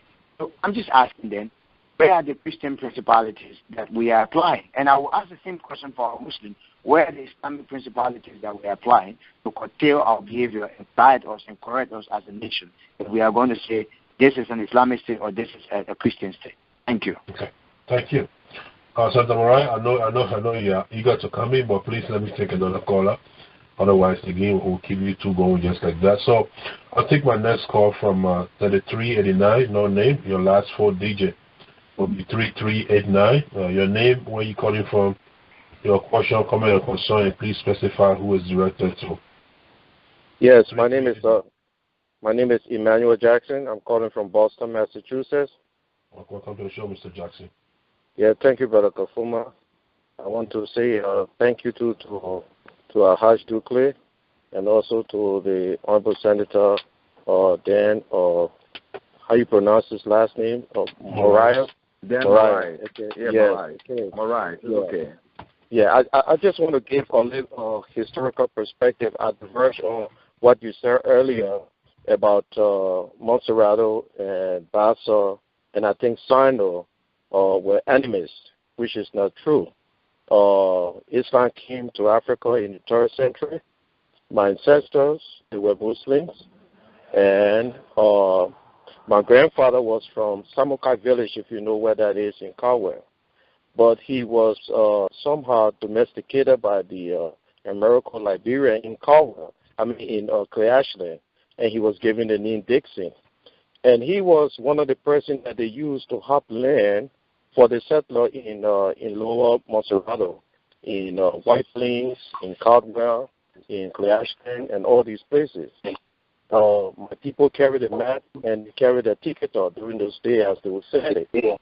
And my ancestors go all the way back to Ahaj or Connor in Vatan of what's his first name, Obama Connor. But my aunt came to America, and she died. When she died, before she died, she sat in my living room and told me, said, look, your people are from Caldwell, from Samukai village, the Botswana. But all along, we were carrying the title as American Liberian. That's why I bear the name Emmanuel Jackson. My father was, he's from Kipma area called Tala. But they were slaves in the American South, and they went back to Kipma, to Liberia. They were able to identify the people and move into Kipma. So the history is kind of vague about Monserrato, about Bassa and all these places. These particular places were traditionally Muslim people, and it would be very disingenuous for us to say we would declare Liberia a Christian state. Just to name one person, take for example the late J. Rudolph Grants. J. Rudolph Grants was from the Kazuru clan, which is a Muslim clan, but we didn't know that. I didn't know that until he died. So our history is a lot of us have been overshadowed, and we have not even enjoyed the benefit. One of the reasons I can't even come to Liberia now, because my people, they didn't even possess land, they didn't even possess houses, nothing. Everything was taken over by the settlers that came in. So this is very, very wrong. Yeah. Can you go to your question now? Do you have a question? Yeah. So my question to Senator Dan Morais, what would be the benefit if we declare Liberia a Christian state? We have had about 150 years of the exploitation of our natural resources. We still see majority of us have nothing. Yet oil have been discovered in Sinjay, and we don't know where that particular oil is going to go. Many of us in the diaspora, we can't even return home because we don't have no property. Everything is owned by the American Liberians. This is wrong. Thank you. So, thank you. So, Morais? Yeah, Mr. Moderator, the debate is becoming extremely shameful, that people are not addressing the issue that we're debating. They come back into this, because what I'm hearing my brother saying is introducing Congo, American Liberian versus Aborigines. This is not a discussion. After 160 years of independence, I think we've been fully acculturated. and to go down that route of looking at who is corrupt. And we need to draw out that coordinate between Christian and the religion as an institution and those persons who practice or who profess to practice Christianity. And when we mix the two up, it's when we start using people as an example of Christianity. You know? And this is unfair. When you start speaking about corruption, you say only Christians can be corrupt. A lot of people can be more corrupt than Christians. Okay? And so I have to come to this debate over the definition of Liberians who are corrupt as being Christian or who's not corrupt being Muslim. I've come to this debate in a democratic space where Liberians under this very Constitution, Article 17, are petitioning us to make Liberia a Christian nation. And I tried to define what a Christian nation is. But perhaps we've come here already with a fixed mind, and nobody is listening. Now, I said again, and unfortunately, Brother Ducle has taken one advantage of me, that he came with his Bible and I didn't come with my Quran. Because just as he's quoting from the just as he's quoting from the Bible, I have read the teaching of Muhammad extensively.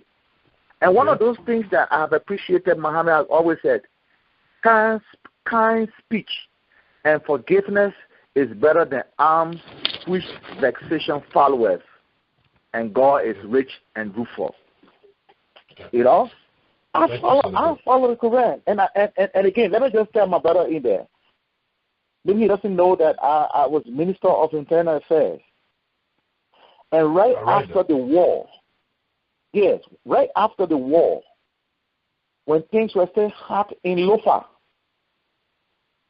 I was the one who took that documentation to the late Chairman Judy Bryan, insisting that we cut off an enclave in Lofa that is today called Kromah State, Kromah District. My writing is all over that. Okay. If you ask anybody in Liberia, they will tell you that.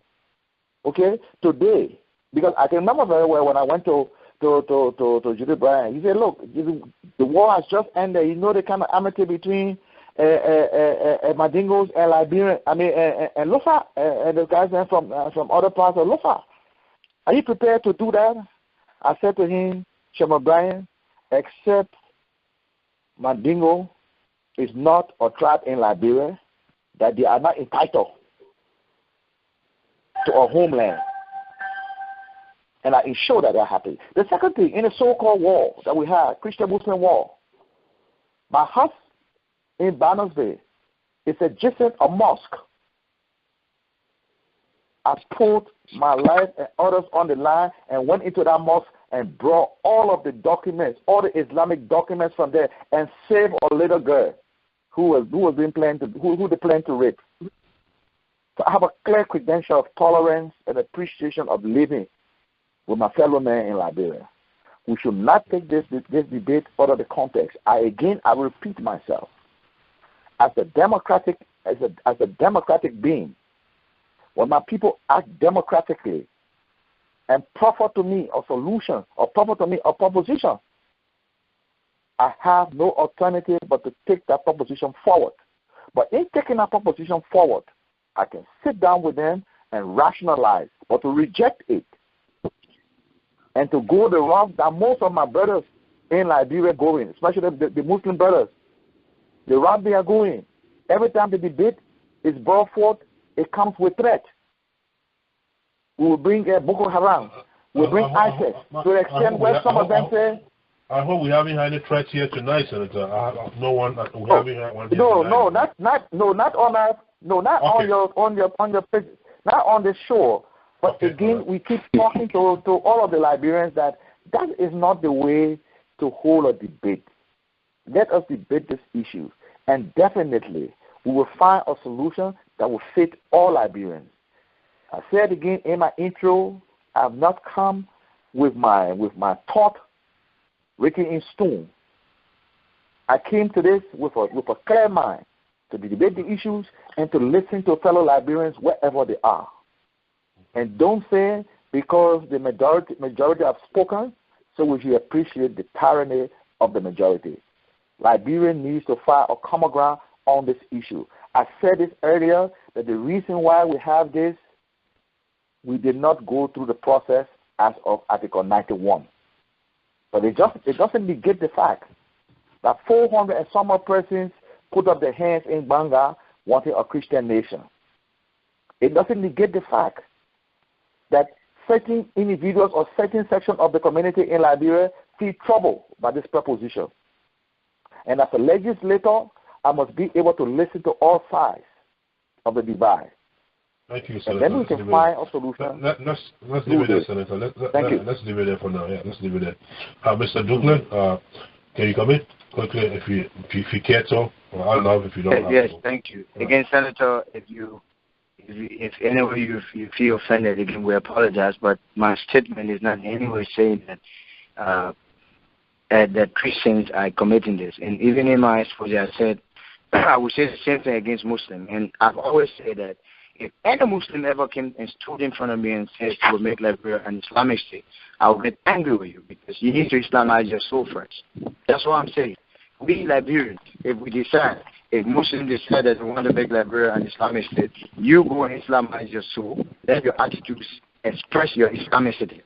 Equally so, if you're going to tell me that you want to make Liberia a Christian state, go first and Christianize your soul. Let your attitude exhibit your Christianity. Again, unfortunately, I'm sitting so that the Morais didn't bring his Quran, and let me just back this. You know, in the very book of Matthew 5:16, it says, in the same way, let your good deeds shine out for all to see, so that everyone will praise your heavenly Father.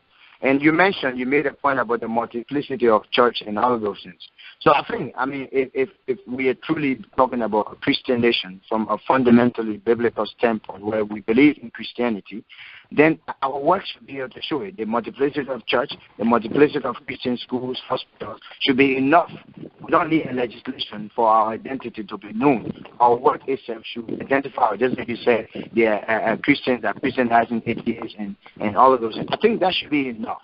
We don't need any form of legislation. That's number one. Number two, if we say we need legislation for it, we don't mean what we are saying. We don't believe in what we're saying. Another point is that I beg to differ. You know, even in Christendom, you realize that Bishop Ziegler said no. The Catholic Church is one of the major constituents of Christianity in this country today. You know that. And even when it comes to propagating Christianity, they played a major role here. The Archbishop came out and condemned it. And number two, and he said that Liberia has never been a Christian nation, and it is wrong for Liberia to be a Christian nation. I'm sure you heard it on ELBC. Dr. Olu Q. Menje, we know that from history that there were three churches at the time Liberia was founded from history. It was the Baptist Church, Presbyterian Church, and the Methodist Church. And this document we're talking about, history says that it was signed in the Providence Baptist Church. The head of the Baptist Church in Liberia is saying no to it. Said it's not good for Liberia. Liberia is not a Christian state. It's never been a Christian state. So I just want to bring that to your attention. And another thing is, Senator Morais, I'm here. You talk about your people. You talk about 400 plus petition. 400 plus petition relative to 64 electoral votes. Districts.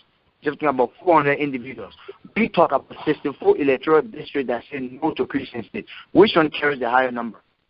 I think it's the 64 electoral districts, which amounts to about 87%, not the 400 plus. I don't want to go to the legitimacy of that particular convention. And we know that by even the expression by some of the political leaders. We know what happened there. But I just want to look at the numbers here. 400 plus individuals relative to the 64 electoral votes, which one should take precedence? Another thing is that 400 state did not meet the threshold that we need for us to petition, even if it were legal and constitutional for us to vote such a thing. And lastly, Senator Morais, I did for you when you say that most quarters you people discuss it in Boko Haram. I beg to differ. I've been in the Vanguard from the beginning of this, and from radio station to radio station, from attention. And I always tell people, in every quarter there will be hooligans, there will be numbskulls, there will be people who are outliers. I remember when I went to CEO, I'm sure you know CEO at the Center on Kerry Street. And I had, at this time, we had an intellectual discussion. There was a Christian, he's one of the directors at the Ministry of Transport. And he stood up and said, this is wrong. It's not the okay. And he opposed it. Before he could get outside, very Christian jumped on him and he said that he had betrayed the cause. So we cannot also judge a few leaders who express, oh, you do this, you're looking for crime, that we say that, no. And we, even in the Muslim Quarter, what it is, the Kafumba, whether it's Morais, whether it's the National Imam Council, whether it's Mohammed Duque, our message to people has been, let us approach this issue in the most peaceful, in the most legal manner. We don't want war. We have a lot of investment there. So anyway, I think thank you. But those are points I wanted to bring to your attention. Thank you, Mr. Duque. Folks, we've gone over an hour already. It's getting late and later in Liberia, where the senator, and actually where both speakers are calling from, Mr. Duque is in Monrovia, and so is the Honorable Senator Dan Morais. They are both calling from Liberia. Now, those of us here, I'm sure you know the time difference, so it's getting later, and that means we're not going to keep them indefinitely. At some point in time, we're going to have to end here.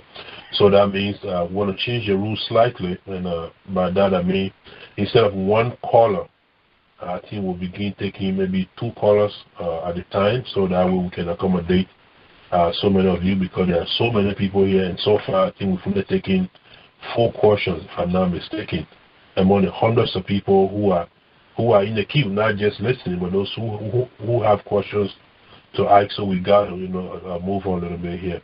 And quickly, before I take the next caller, let me inform you that our recent shows, the one from Senator Community Wuse, Speaker Alex Tyler, and the one day before yesterday from Representative George Blamo. All those audios are now on YouTube. You can find them and listen to them if you miss it, or if you want to, listen to it again. Just go to YouTube and put in Liberian Diaspora Forum, and you should see all of those audios. And I'm sure today's debate is so interesting that I cannot wait. I doubt if I'll go to bed tonight without making sure that this audio also makes it to YouTube sometime tonight when it's done. The other thing we have to announce is that Liberian Diaspora Forum Weekly Talk Show now has a very beautiful website. We encourage you to visit that. Local Liberian Diaspora Forum.com on the internet, and send us your articles, announcements, free of charge. We'll publish them. And last but not least, please follow us on Facebook and like our page.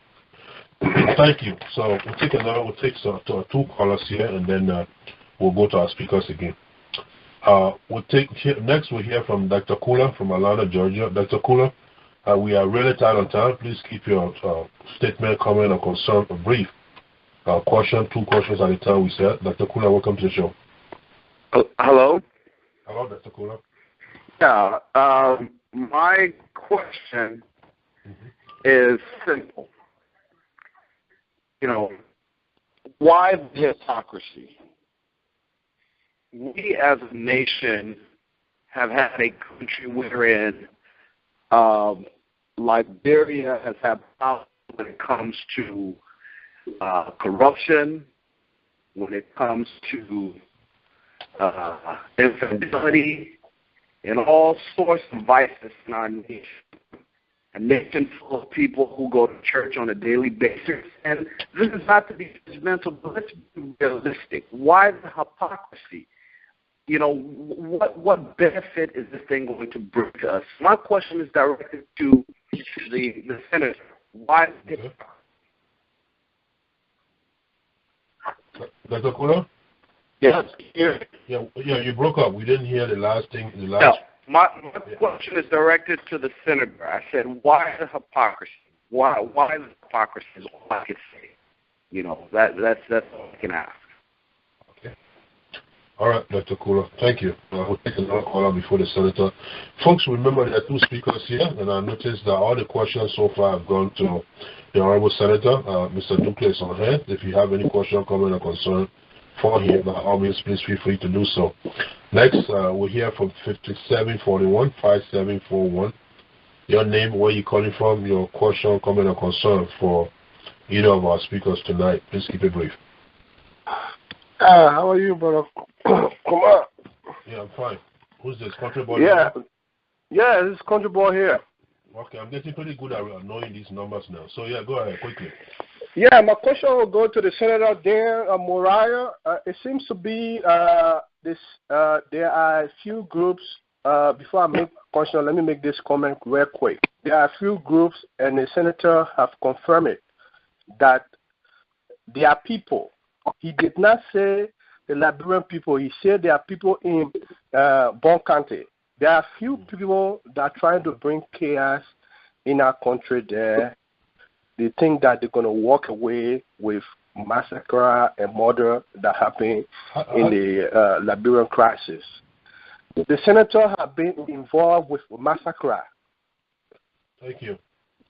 Thank you, Country Boy. That's not what we're discussing here. We'll take another caller in place of that, and so hopefully we'll now add to Mr. Dr. Kula, and then the senator can address himself, or maybe whoever the next question. 7932-7932, your name, where you calling from, question, comment, or concern for Mr. Duque or Senator Morais. 7932. Are you there? Yeah, hello. Last four digits, 7932. Your name, where you calling from? Yeah, hello. Yeah, hello. Who's this? I'm Mohammed Balo, calling from New Jersey. Okay, New Jersey. Welcome to the show. Yeah, my question is directly to the senator. Okay. Why most of the people that are the vanguard of supporting Liberia being a Christian state are mostly from the before MPFL or the NPP. Why? Okay. Thank you. Senator Morais, the questions are for you, Dr. Kula and Mohammed. So can you address yourself to those? Hello, Senator Morais? Hello? Mr. Dukla here? Yes, I'm there. Okay, so I'm just, did we lose Senator Morais somewhere? Senator? Okay, I've been watching the screen the whole time. I didn't see a number go up. So, Senator Morais, I don't see this number here. Senator Morais, are you still here? Hello? Let me... Oh, this is another number, 1966. Senator Morais? Alright, folks, look, we lost the senator briefly there. That's nothing new when you're hosting people from overseas, so bear with me while I call the senator back, bring him back online so we can continue from where we left off. So let me try to get a hold of the senator again.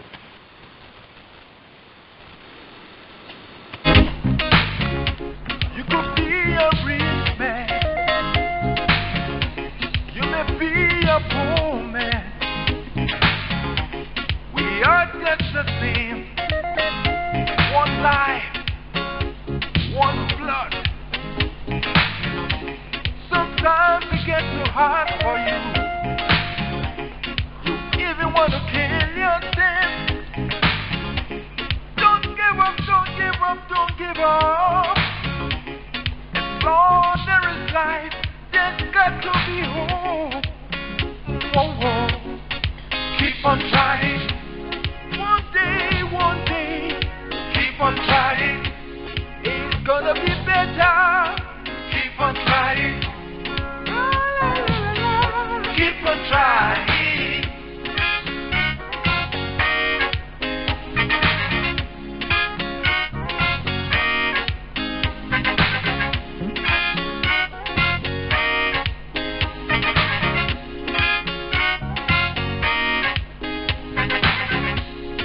If you've been suffering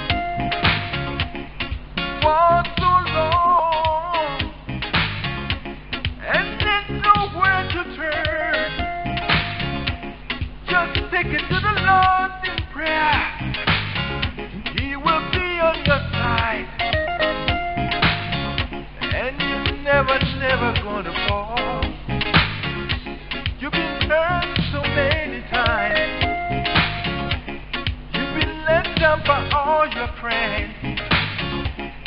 don't lose your mind.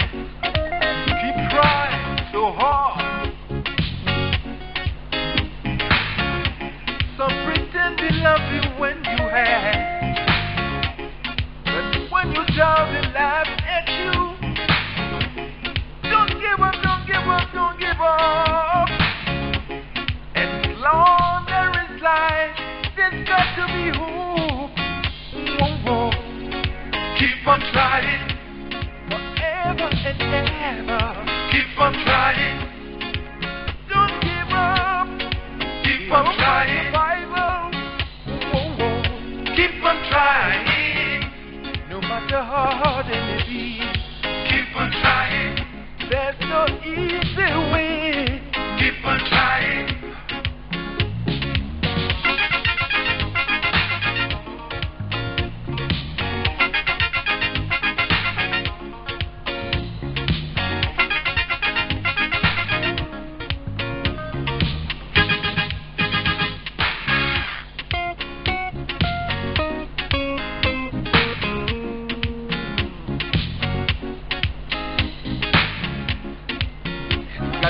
Trying.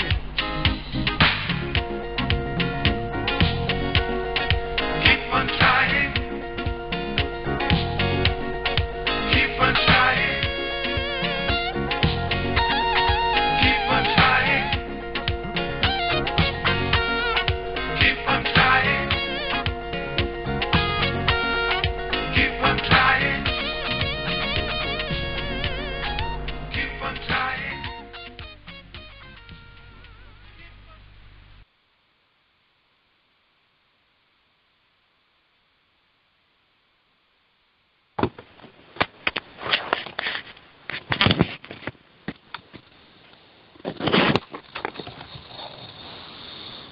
Hello, Mr. Douglas, can you hear me? Yes, I can hear you. I'm here. Okay, all right. I just spoke with I just spoke with the senator on another line. He said he's on the line, but I think the struggle now, I just got to find his number to open his line. I can't have him that star 61. There are hundreds of people already in the queue. I might not do it. If he does it, I will take it all the way to the bottom. He said he's on the line. I just spoke to him. Okay, this should be him. Should be him right here. That's not 0551. Okay, I gotta find the senator number here. He's on the line. Oh, Senator Morais, I tell you what. I know you're on the line. You hearing me? She just told me on the other line. So, can you just call my number? Just call my phone number, and then I'll just connect you here. That'd be much easier for me. 612-203-3820. If you I can't see your number here, and I'm going through. There are hundreds of.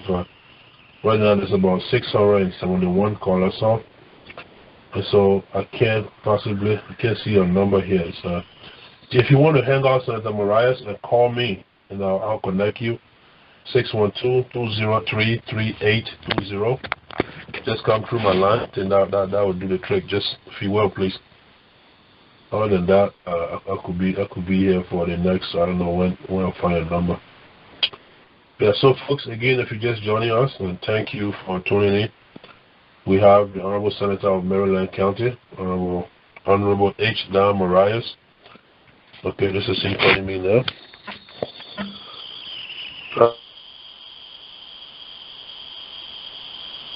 All right. Yeah, thank you. I just connected you. Yeah, I got you.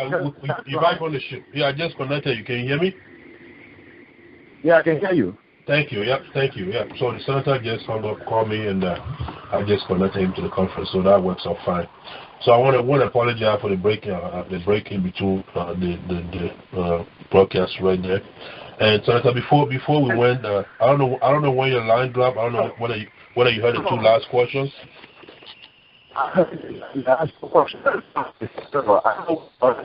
Oh no, this is not working great. Hello, can you hear me? Yes, I can hear you. But listen, let me go back to the number that I will call you on right now. Yeah, yeah. Is 231 555 555 71. Yeah. Okay. 71. Yeah. 71 5555. Okay, 715555. Okay. Yeah, All right, that's the last number. I will call you on that number right now. Okay, thank you. That's the number I was on. All right. All right.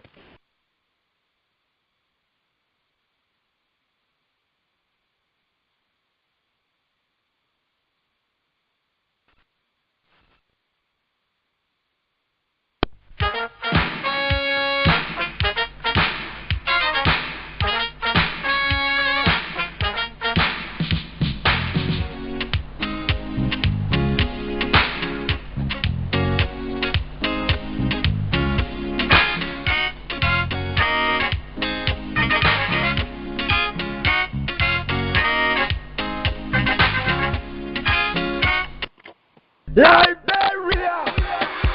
Ha! It's your day! It's time to party! This is real fight! Doing it for y'all!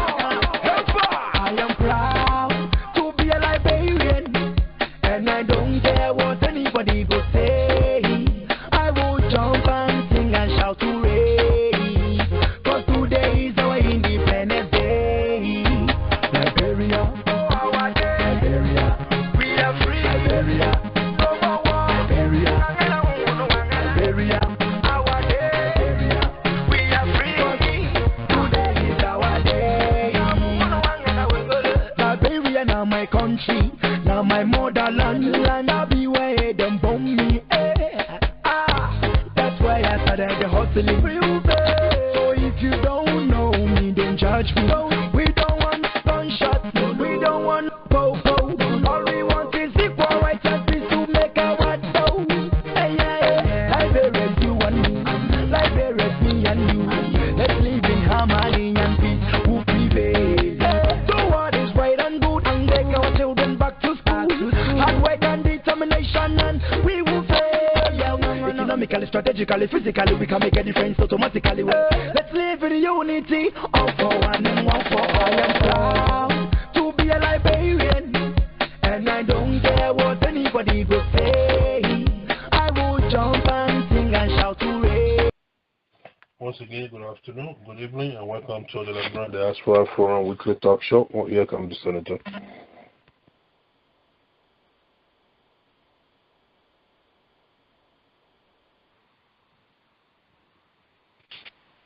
Oh, couldn't get him that time. As I was saying, good evening. Just get the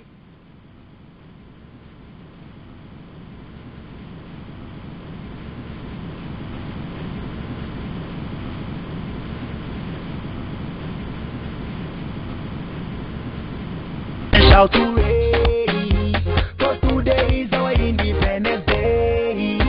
Liberia, Liberia, we are free. Liberia, Liberia, Liberia, our day. We are free. 'Cause today is our day. All right, folks, my apology. Apparently, the senator stayed on with another number, and I'm just not finding it, so I'm going to have to find that here. Pretty much, if your last 4 digits, but your last 2 digits 55, I might be opening your line just in the process of finding the senator's phone number. I think this is it. This should be it. Even though it's coming like Philadelphia number. Senator Morais? Hello? 0755, is this Senator Morais? Okay, maybe not that one. Sometimes the numbers come on this conference line differently. Let me see if I can try the next one. So 55 25, it's not 55044 193. I don't see any. Last digit 555. There are too many numbers to go through.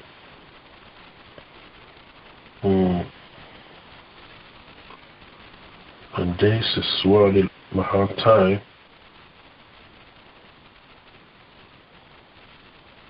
Can I?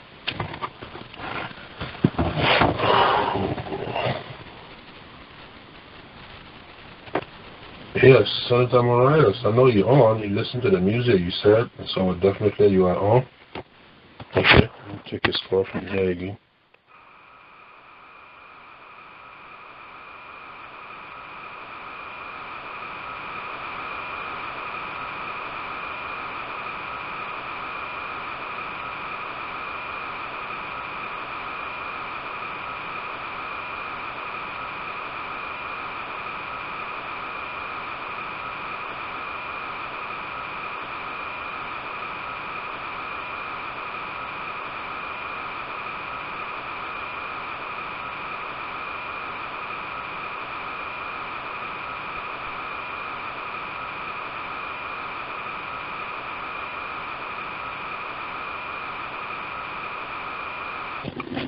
All right, folks, I've connected the senator through my line again because, this is purely my problem, my fault, because I just can't seem to find his number, partly because numbers show up here, differently. We've experienced that here, and there are hundreds of people, so it's obviously not going to be an easy task to find it. I must also say, though, the little break of communication we've had, we've lost probably no less than 100 people. I've seen a lot of people call dropping. So hopefully some of those people will come back to us. There's still enough people in the kingdom. So Senator Morais, can you hear me now? Yes, I can hear you. Okay, all right. Thank you for the effort you've made to come back. So I don't know whether you got the last two questions that were for you. One was from Dr. Kula. Basically, he just spoke to the issue of hypocrisy without any specific. And then the next caller from New Jersey pretty much had a simple question. Stated he wanted to know why is it all the people that seem to be championing this Christianizing Liberia battle in the House are all people of the NPP, political party. Those were the two questions. All right, let me say this. First thing. Hello? Yes, can you hear me? Yeah, on and off. Yeah, go ahead, on and off, yeah.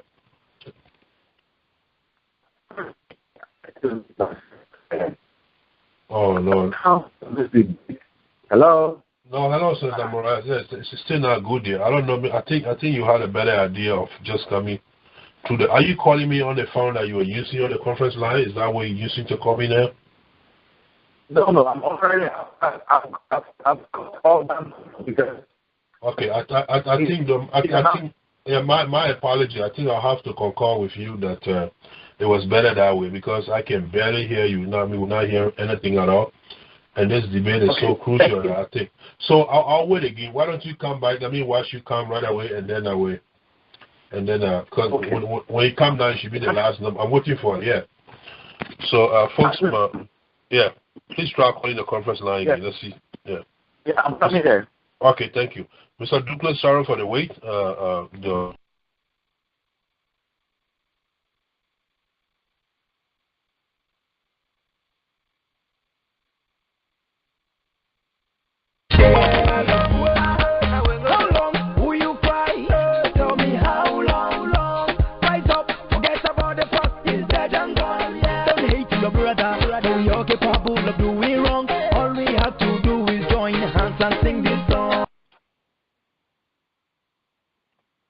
Good evening and welcome to the Liberian Diaspora Forum weekly talk show.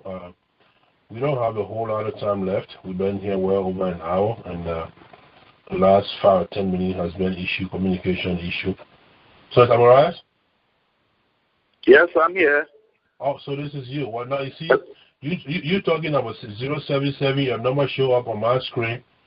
It's now 973-905-9515. So sometimes the conference line, I don't know why it happens that way, so there's no way I was going to find it. But good thing I got it now. All right. Thank you. And again, thank you for all the effort you made. And you are very audible right now. Yeah. So go ahead and address yourself to those questions.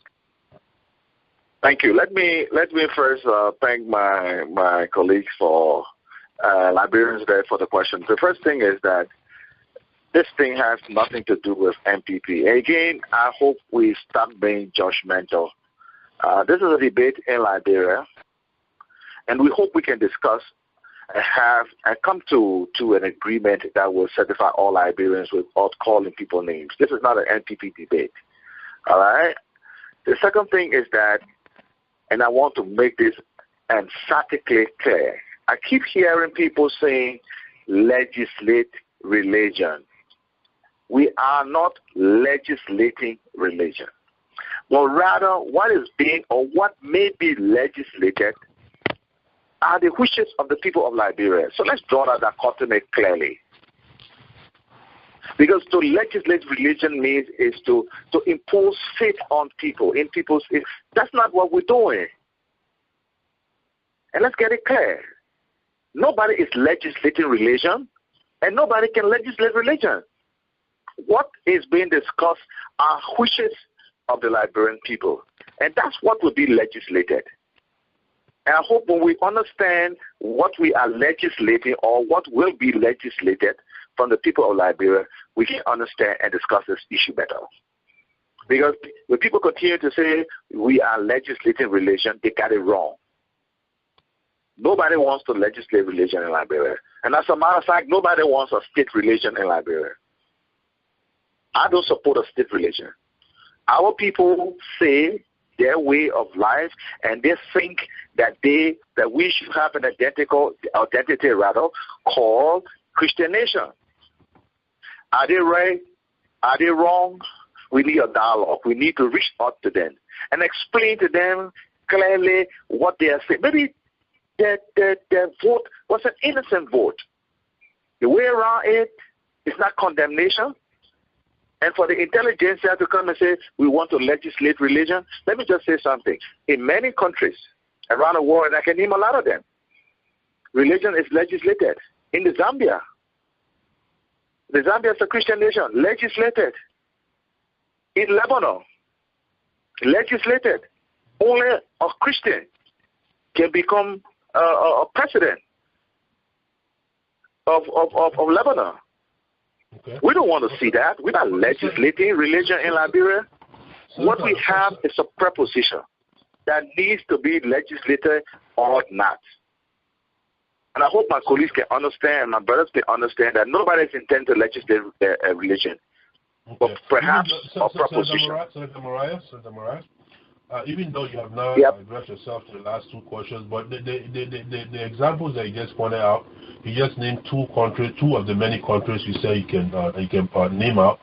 So my question is, are those Zambia was it Zambia or Lebanon? Are those countries that Liberia really want to? Yes, Zambia and Lebanon. Yeah, are those countries? Zambia and Lebanon. Are those countries in your legislative experience? Are those countries that Liberia really want to model after? Do you think so? No. No. Okay. I'm not saying that either. I'm saying this to people who say that religion is not legislated anywhere around the world. My brother referred to the disposition of the Catholic Church in Liberia. I think that's hypocrisy, because the Vatican is legislated as a Christian nation. So for another Christian church in Liberia, the Catholic Church, where the Vatican is legislated as a Christian view, that I think it's hypocrisy. And I don't think we should go that route. I am saying and I'm not going to go outside of Liberia. I said this earlier. Liberia, as old as it is, has made a lot of fundamental and ground-making move, a lot of historical move. Were we to go around the world to see whether a female can be elected after a brutal civil crisis, we have not found it. If we have gone around Africa to look for a female president before electing this president, we have not found it.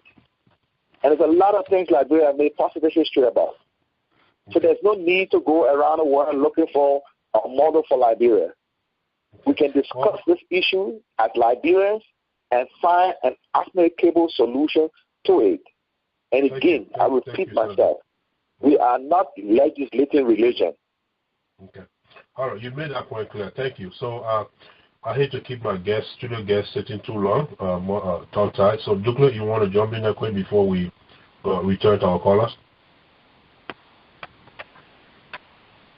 Mr. Dukley? Oh, please don't tell me I lost Dukley too. Oh, Mr. Dukley? Okay, Mr. Dukley, if you're on here, please dial star 61 or text me the last 4 digits of your number. But are you on, Mohammed Dukley? All right, we got one. We lost another one. That's unfortunate. But we'll go ahead and take questions here because so far all of the questions that we've taken have been for the senator. And I'm not sure if that trend is going to change. We'll see if anyone has questions for Mr. Dukley. We can have them, can put them on hold till Dukley returns. In the interest of time, I'm going to go ahead and take some more callers here. We've got too many people on the line. Next, we'll hear from Joel Sia from Washington, D.C. Sia, welcome to the show. Question, comment, or concern? Quickly. Hello, Sia? Yeah. Yeah. Are you in the box? Yeah, I told you I was at a function. No, okay. I mean, I can pose my question. I had to come outside. I'm sorry. Okay, yeah. Go ahead. You said the senator isn't on the line? No, the senator is on the line. Dukley is not on the line right there. Oh, okay. All right. Well, I must say, Wajo, Senator Morais. See, hold on a second. Let me just double check this. Is this Mr. Dukley? No, c'est moi. Oh, no, that's not. No, that's a Liberian number here. Actually, a couple of them, so I'm not sure. So this might be Dukley. Is this Mr. Dukley? Hello? Hello, is this Dukley? Yeah, can you hear me? Yeah, I can hear you. Mohammed, okay. All right, so, all right. I don't know why. Yeah, I didn't realize I see 4 or 5, 6 Liberian numbers, so I wasn't sure which one was yours. Well, hang in there. We're going to let Sia ask a question, and then after that, you. Sia, go ahead with a question. No problem. Sia, go ahead. Yes. Yeah. Sure. Senator, I must say, Wajo, I guess this is what Gribble for it being extraordinary, because I'm really, really thrown off balance by this issue of secularism, which is, I believe, implicit within the Constitution. I also I'm abhorred by your comment that the 1986 Constitution was created under the barrel of the gun. When you consider Liberia's history, you will also know that the very territory that has formed the state was seized, duplicitously from meaningful indigenous groups that sought to embrace these people, understand the relationship that was going to exist between them and the settlers that migrated. So I am very, very, very, very disappointed in that statement. And I must also say that, there were various groups that migrated to Liberia, and they all didn't, migrate with the same intent. Some of them were deported. So they could not have come embracing, the altruism of the indigenous groups that were there. Some were deported. Some left on their own free will because they felt that it was better for them to return to Africa, although they had no connection to Africa. So I think Liberia's history, when we come on this line, is distorted. And we need to really have the people educated for them to know how divisive such an idea is. This idea proffered by Liberia being a Christian state. As I say often, I am a child whose parents are Christians, and my grandparents, or my paternal grandparents, were Muslims. So when someone such as you or anyone else who wants to propose Liberia being a Christian state and then characterizing those who were there before as heathens, that is wrong. The real heathens were those who resettled, because why? They came with the idea to disrupt society, and that is what happened. But, people believed in God. Liberia is a pluralist nation, and this declaration constitutionally cannot stand, because it cannot stand without abrogating the right. We're out of time here. What's your question? Can you please Kafumba, I'm coming. The senator has to hear this one. No, okay. Well, if you're out of time, then don't worry. I'll cease here. Okay. No more questions? No question for you? No, Kafumba, no, because you can't allow it to be. I don't have a question, Kafumba. Thank you, though. Okay, thanks, yeah. No question, comment with family search. Next, we'll take call from Obi Bamba. Mr. Bamba, welcome to the show. Kafumba, I thought I was supposed to come in before Obi. No, we said we'll take 2 questions, and then you will add to Sia, and then after that, Mr. Dukley, my apologies. Just sending. I'm trying to manage time here. I'm not sure how late is it in Liberia right Yeah, now. I've already done the questions. I think I should just make my comment before you go. I got Obi line open, Mr. Dukley. Just hang on. Obi, are you there? Yes, sir. Okay, quickly. Yes, all right. Thank you very much. The senator, I think a lot of the questions have been directed at the senator tonight. Right. But I think that one of the reasons for that is because of the too many contradictions in his deliberation. And one of them is that the senator said that Liberia, he said that secularism means it's not a religious state. So it's not Islam, it's not Christian state or Buddhist state. And but I want to know, the last time I checked in Liberia, the police had a chaplain where the Bible was read, and that's a public institution. The military also had a chaplain where the Bible was read. That's a public institution. And even in the Senate, they had a chaplain over there the last time I checked. So I stand corrected. So if it's not if secularism, I agree with your definition. But if Liberia is not a Christian state at the moment, why do you still have one religion dominance in those public institutions, Mr. Senator? And then the second one is you talk about Article 91 of the Liberian Constitution, and there was contradiction over there. That's just to rephrase the same question that Adrian was asking.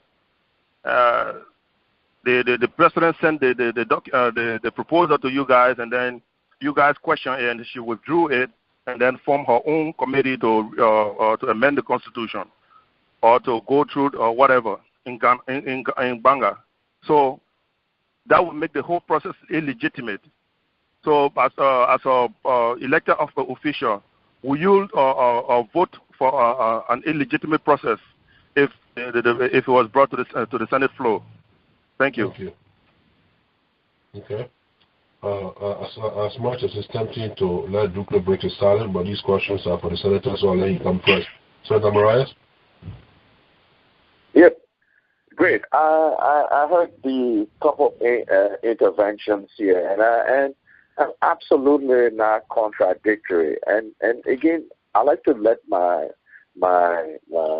audience know, as I said earlier, and I will continue to say it, I've come to provide an antithesis or a thesis so that we can find a synthesis to the debate. And so I'm not going to shield my views or how I felt initially when this process started. To do that would be sharing a lot of hypocrisy with my people. I'm going to be as clear as possible to that. What would happen? He just said to me that the churches, the Liberian Senate, and other places, they read the Bible. So he just answered his own question. He says, therefore, Liberia is a Christian nation. I didn't say that. So I can't answer him. He answered his own question. So what the young lady was trying to say, whether a young lady or my sister was trying to say from there, you're getting us wrong again.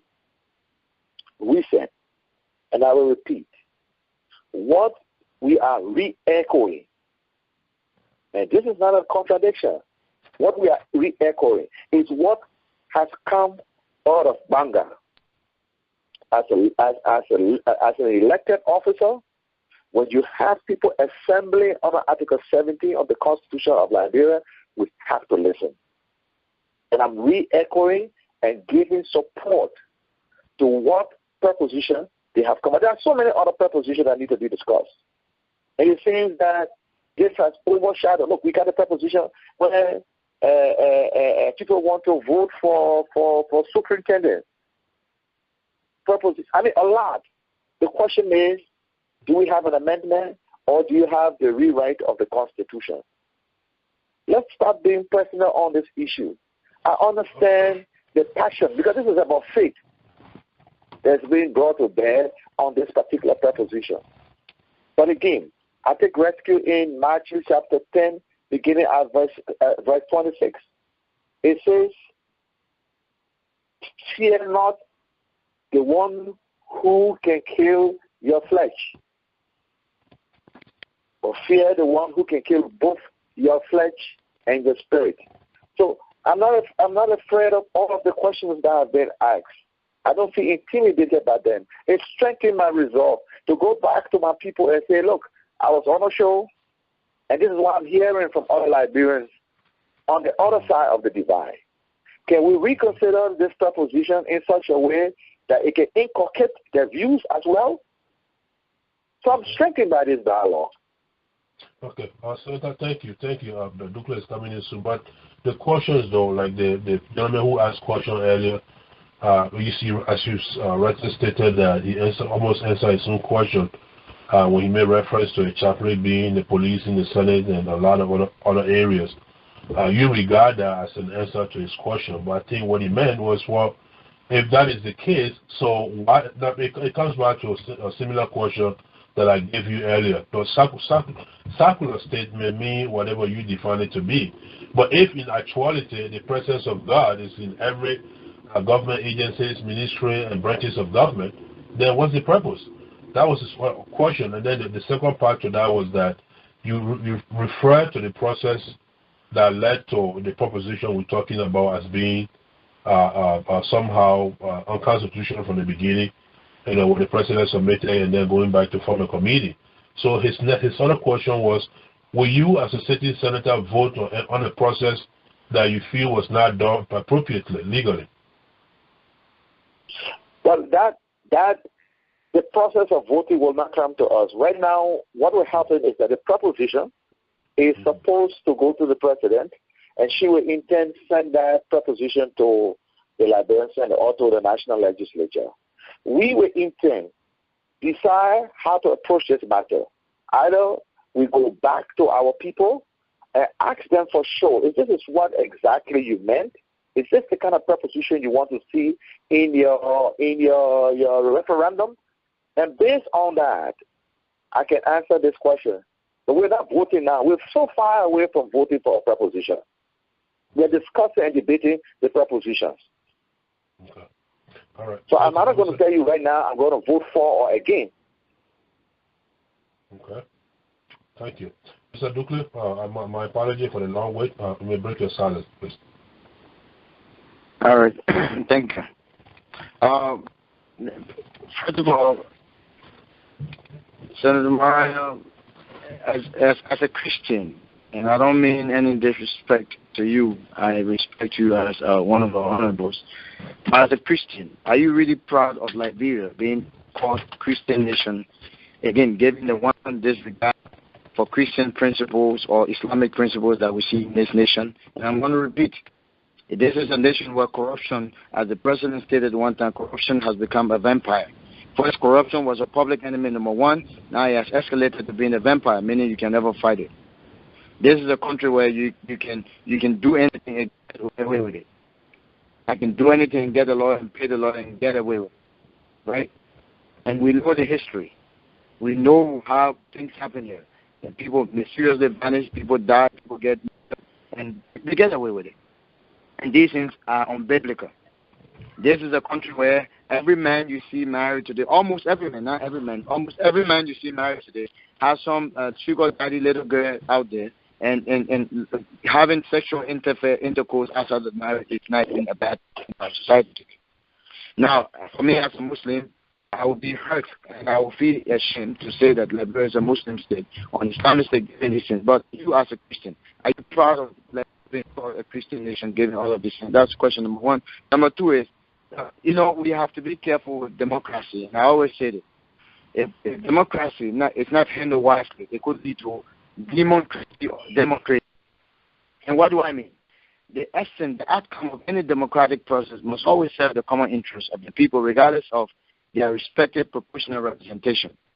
And if you don't agree with me, I'll give an example. Let's assume today in Liberia, the people of Liberia say that let's make a law, and that law will require or permit or make it legal for every man to sleep with his daughter. And the majority voted on that law. Will that law be called a democratic process? Will that law set the interest of the Liberian people that you sleep with your own daughter? That's another question. And another thing, I disagree with the senator when he said that in Lebanon, is a Christian nation. It's not. And the fact that they don't subscribe to religion, what they did was they agreed, they came to a pact. After the war, they decided that they will coexist. All of the religions will coexist, and that's why it's a secular nation. And in that coexistence, they will give certain positions to key individuals from different religious backgrounds so that all of the religions can be incorporated into that country's affairs to avoid any marginalization, any exclusion, anything that will lead to chaos. So that is not the same situation with what we are looking at. And I want to give a statistics here. And that's why even on you have the Morais, they have the sects, they have 5, they have the Sunni 3, the Shia, and it goes on. But let's go back to Liberia. In Liberia today, Senator, and you did for me, you realize that even with the ministers we have there, all of the ministers we have there, how many of them are Muslim?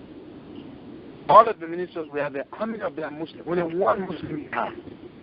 20 cabinet ministers, one Muslim, 5 judges on the Supreme Court, one Muslim. Then the 3 representatives, only 6 Muslim, 30 senators, no Muslim, 15 superintendent, 1 Muslim, no Muslim is heading a public corporation, the state media, which is ELBC, they have a Islamic program which is controlled by Christian activities. Now, is there anything more of an identity, of Christian identity than these things that we already see? So in my view, what I think is, and I said earlier, it's drive by a handful of individuals, because in the process the senators alluding to that there are 400% Democrats. It was not, and I keep giving the number. 87% said no. The diaspora, only one state said yes. All of them said no. That number you see over there, it was not a representation of the Liberian people. It's even evident by the voices of the non-Christians who are speaking against it. So the whole idea, what more is it that we want for an identity if all of these things are happening? So the only thing I see is that maybe, and I certainly believe that we want to legalize marginalization, make it a documentary evident in the Constitution, so that a minority will not have a voice to speak tomorrow, because now we say this is a Christian nation. Thank you, Mr. Douglas. So, Morais, you want to quickly address yourself to some of those? Yes, I want to quickly, yes, thank you. I want to quickly come in there. I think my brother Douglas is preaching doom. I mean, this is not what I should hear from all Liberians on such a network. What you're doing is not fair to Liberia. And let me answer his next question, what I still see there. If you ask me, I'm proud of a Liberia with the level of immorality as a Christian nation. I tell you no. And let me get it clear as well, that what the people in Banga proffer is what we are interpreting. We were not in Banga. I was never a delegate to that process. And we should not bring triviality to this discussion about people saying you must sleep with your wife or you must sleep with your daughter. I think it's unfair.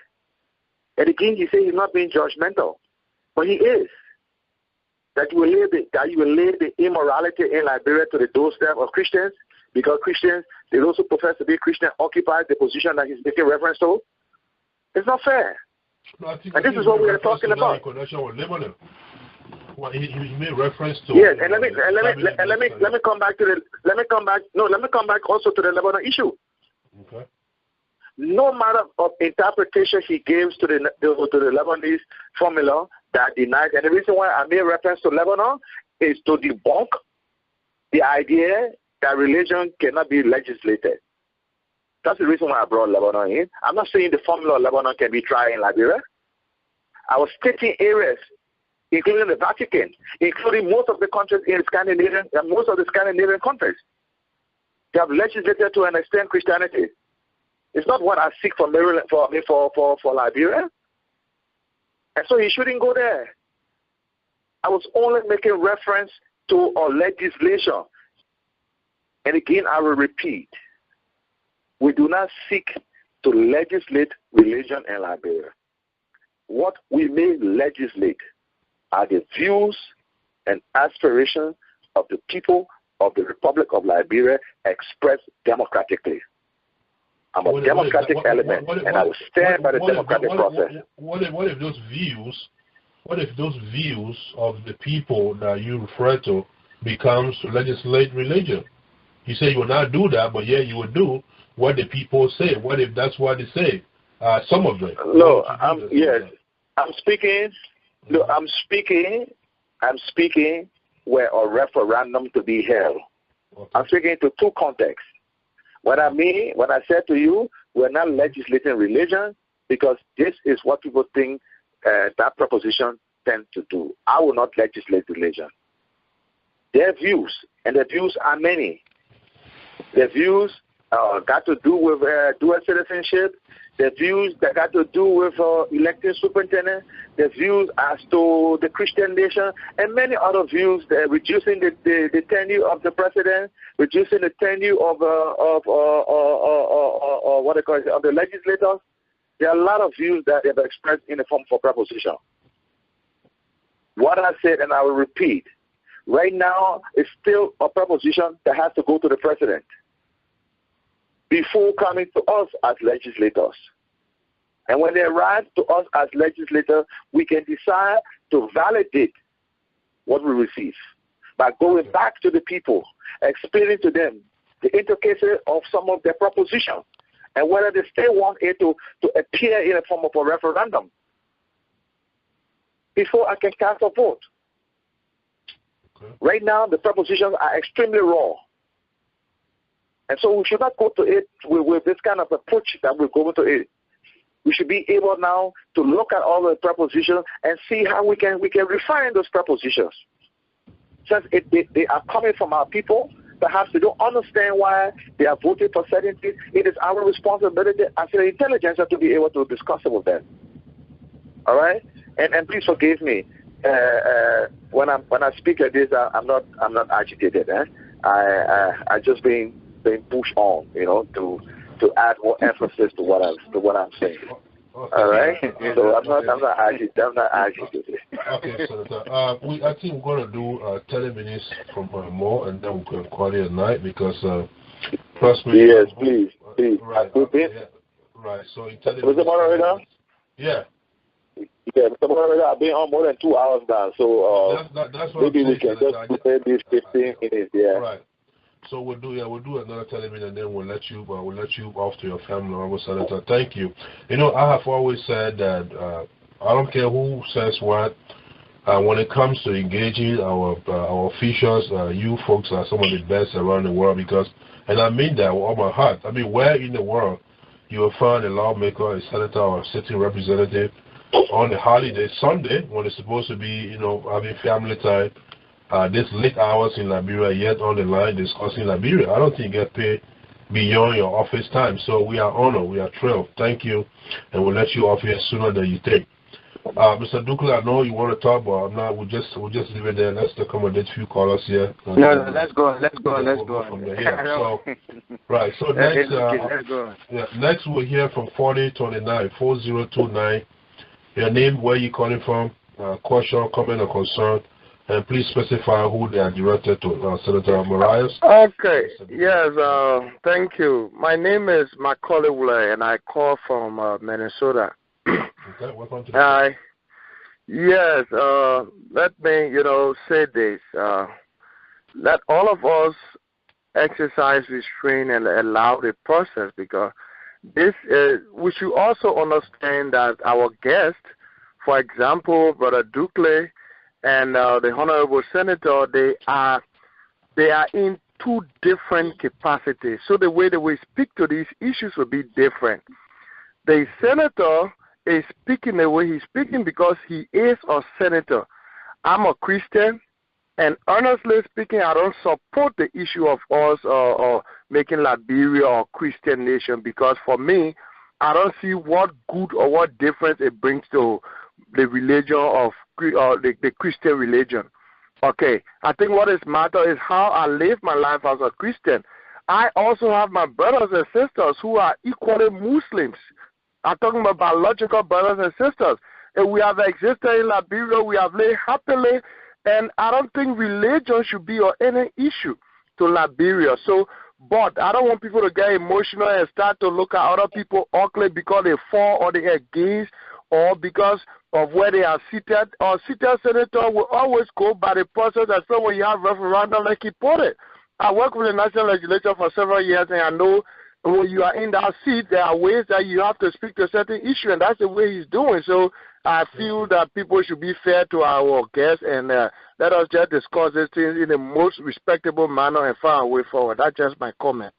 Thank you. Your comment is highly appreciated, and I know it's appreciated by both of our guests, particularly the Senator. We'll take another one.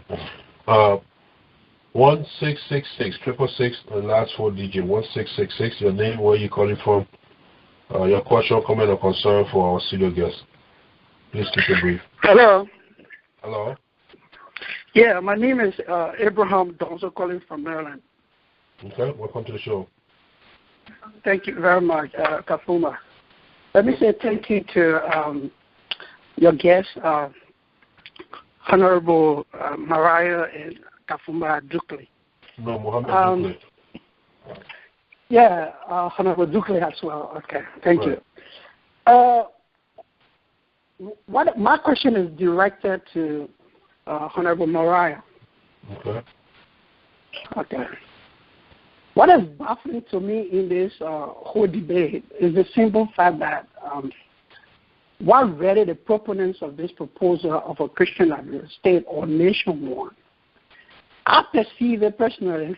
He said they want identity. They said they want national identity. He said that over and over. What they said they want is that they want some sort of national identity, and for them, calling Liberia a Christian nation would be that national identity. That's what he said over and over.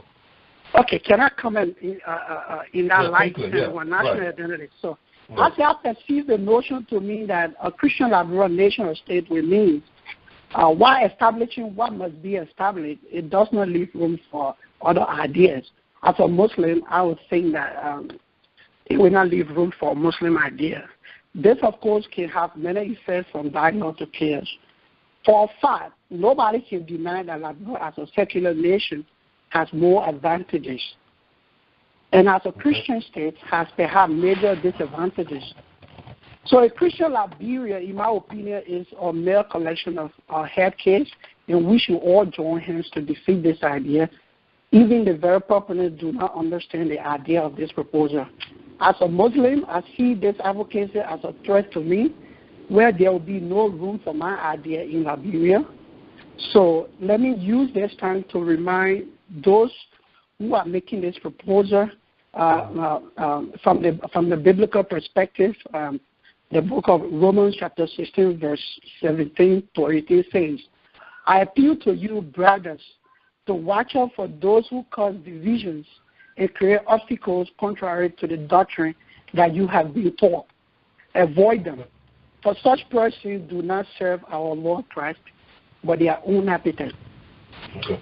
And by smooth thought and flattery, they deceive the heart of the naive.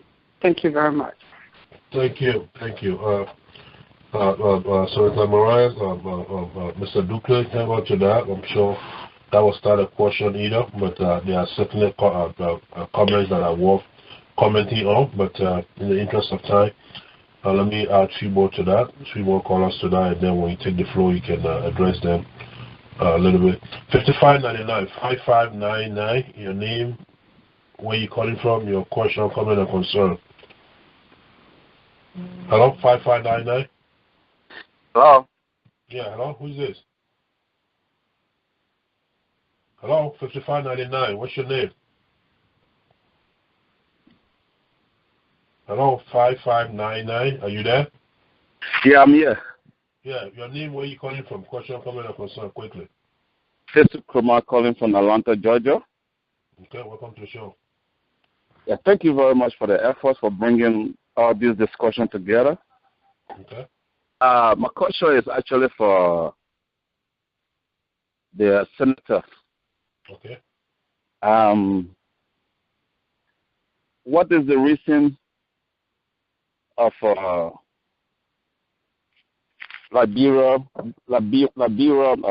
at this stage going back and forth on the religious issue? And you as a senator, as you may be aware, religion is a destructive factor today in today's day-to-day political or historical affair of everything that occurs. Religion is a destructive factor in every direction.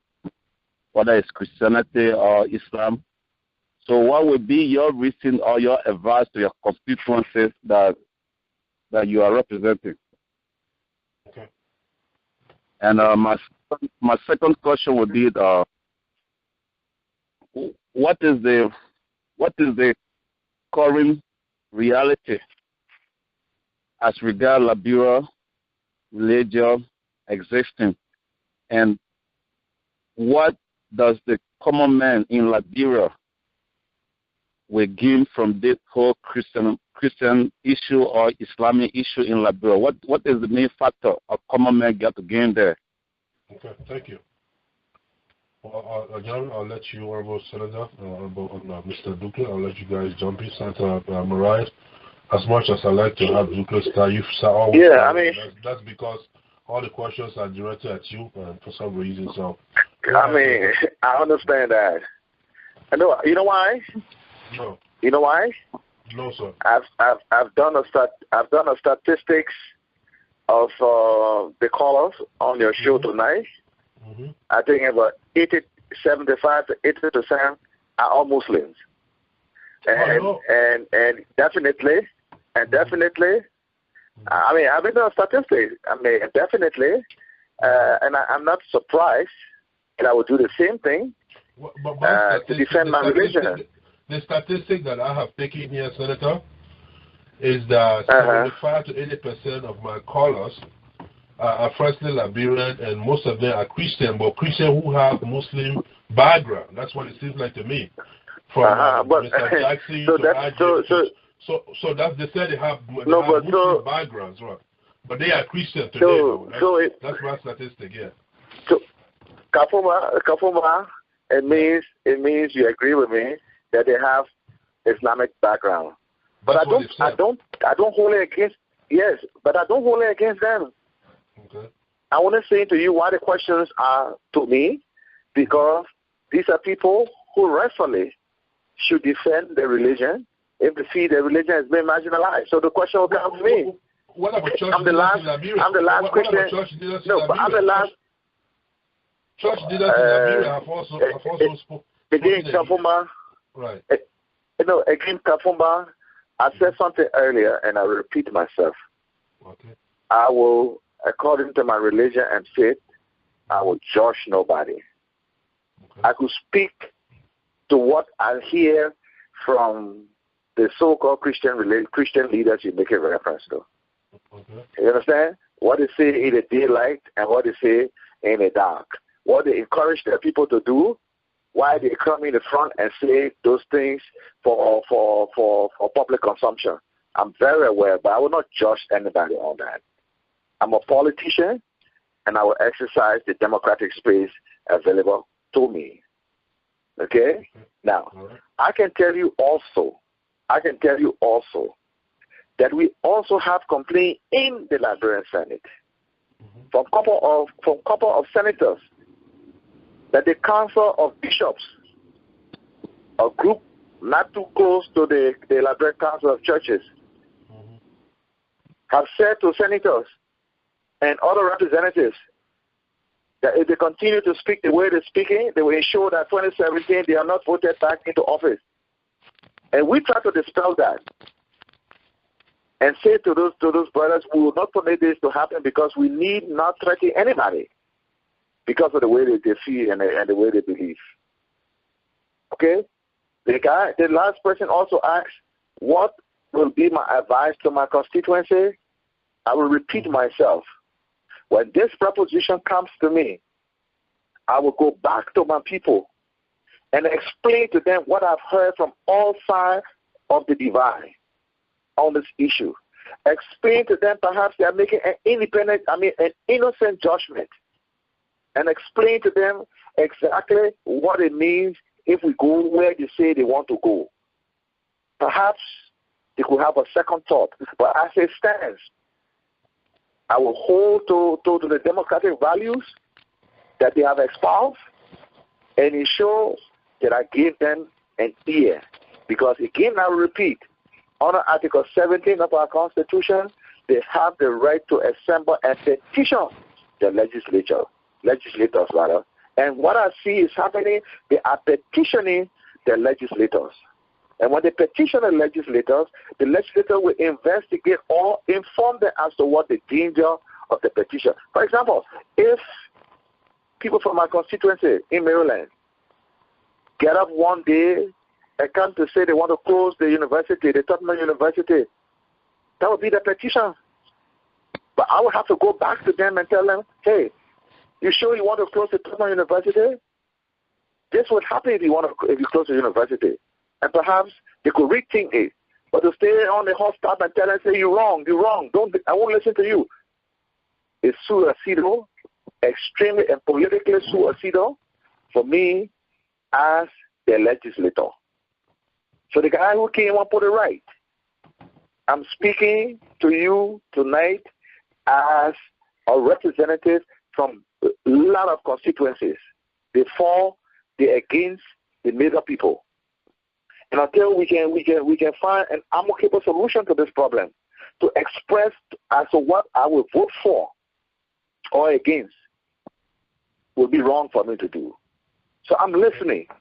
Tonight I'm on your show, I'm listening. I've expressed my views, and I've heard other people's views. Okay. Thank you, Senator. Mr. Dukla, quickly, we got, 10 minutes left?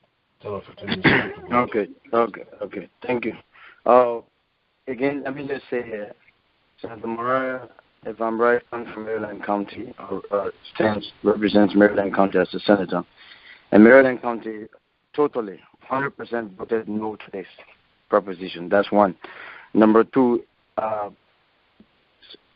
Senator, do you think, as a senator who has already taken aside this proposition, but without speaking with the people, do you take any effort hereafter to go and consult them and hear their views? You think it will be of material when in fact you have already consented to it? Don't you think it would have been the best thing to maintain a neutral ground until it gets to you and then you go you consult them before you take a side?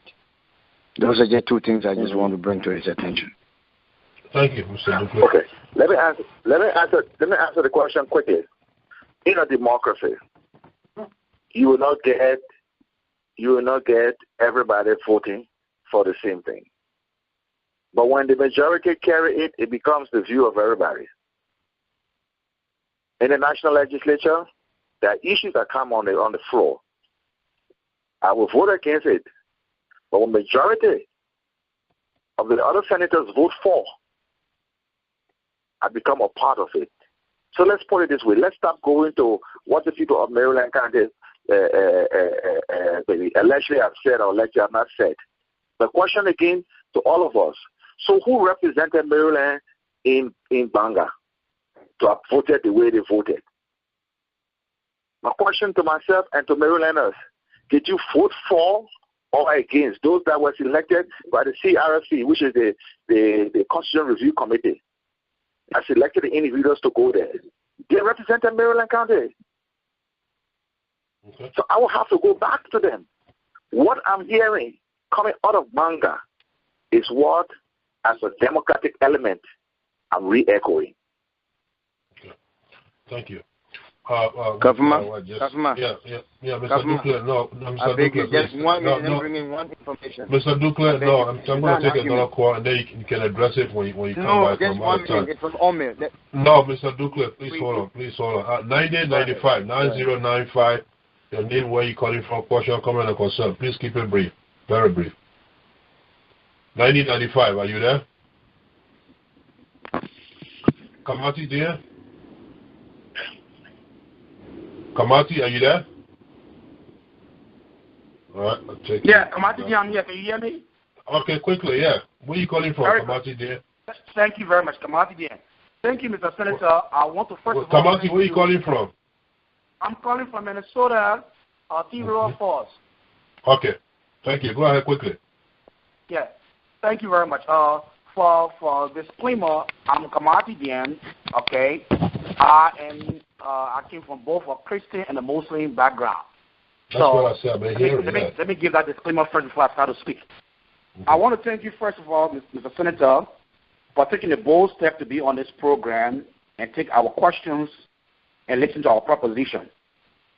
I think I subscribe to the nomenclature that Liberia is a secular society or state. There are two basic propositions that form the basis of a secular society. One being the separation of the state from religious institutions, and the second being that people of different religious persuasions and beliefs are equal under the law. Now, these propositions are protected and enshrined in our Constitution under Article 14. I also admire the statement you made earlier, stating that we cannot allow the majority opinion be a tyrannic to infringe upon the right of the minority.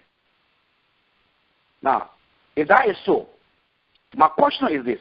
I do understand that as part of your responsibility to hear the proposition and petition of few Liberians as protected under Article 17 of the Constitution, do you also understand that the proposition that is being discussed undermines Article 14 of the very Constitution, which clearly states that no religious denomination or sect shall have any exclusive privilege or preference over another, but shall be equal under the law? Now, if you do agree with me, my next question will be that can you avoid or articulate that in the process of these people giving a proposition, it will undermine and infringe upon other religious group right? If this proposition materializes, are you prepared? Can you say in a public manner that you will vote against it? Can you be on record for that? Thank you. Thank you, Kamati. I will take two more and then we'll come back to the studio guest so that we'll be out of here. The next we'll hear from 4380.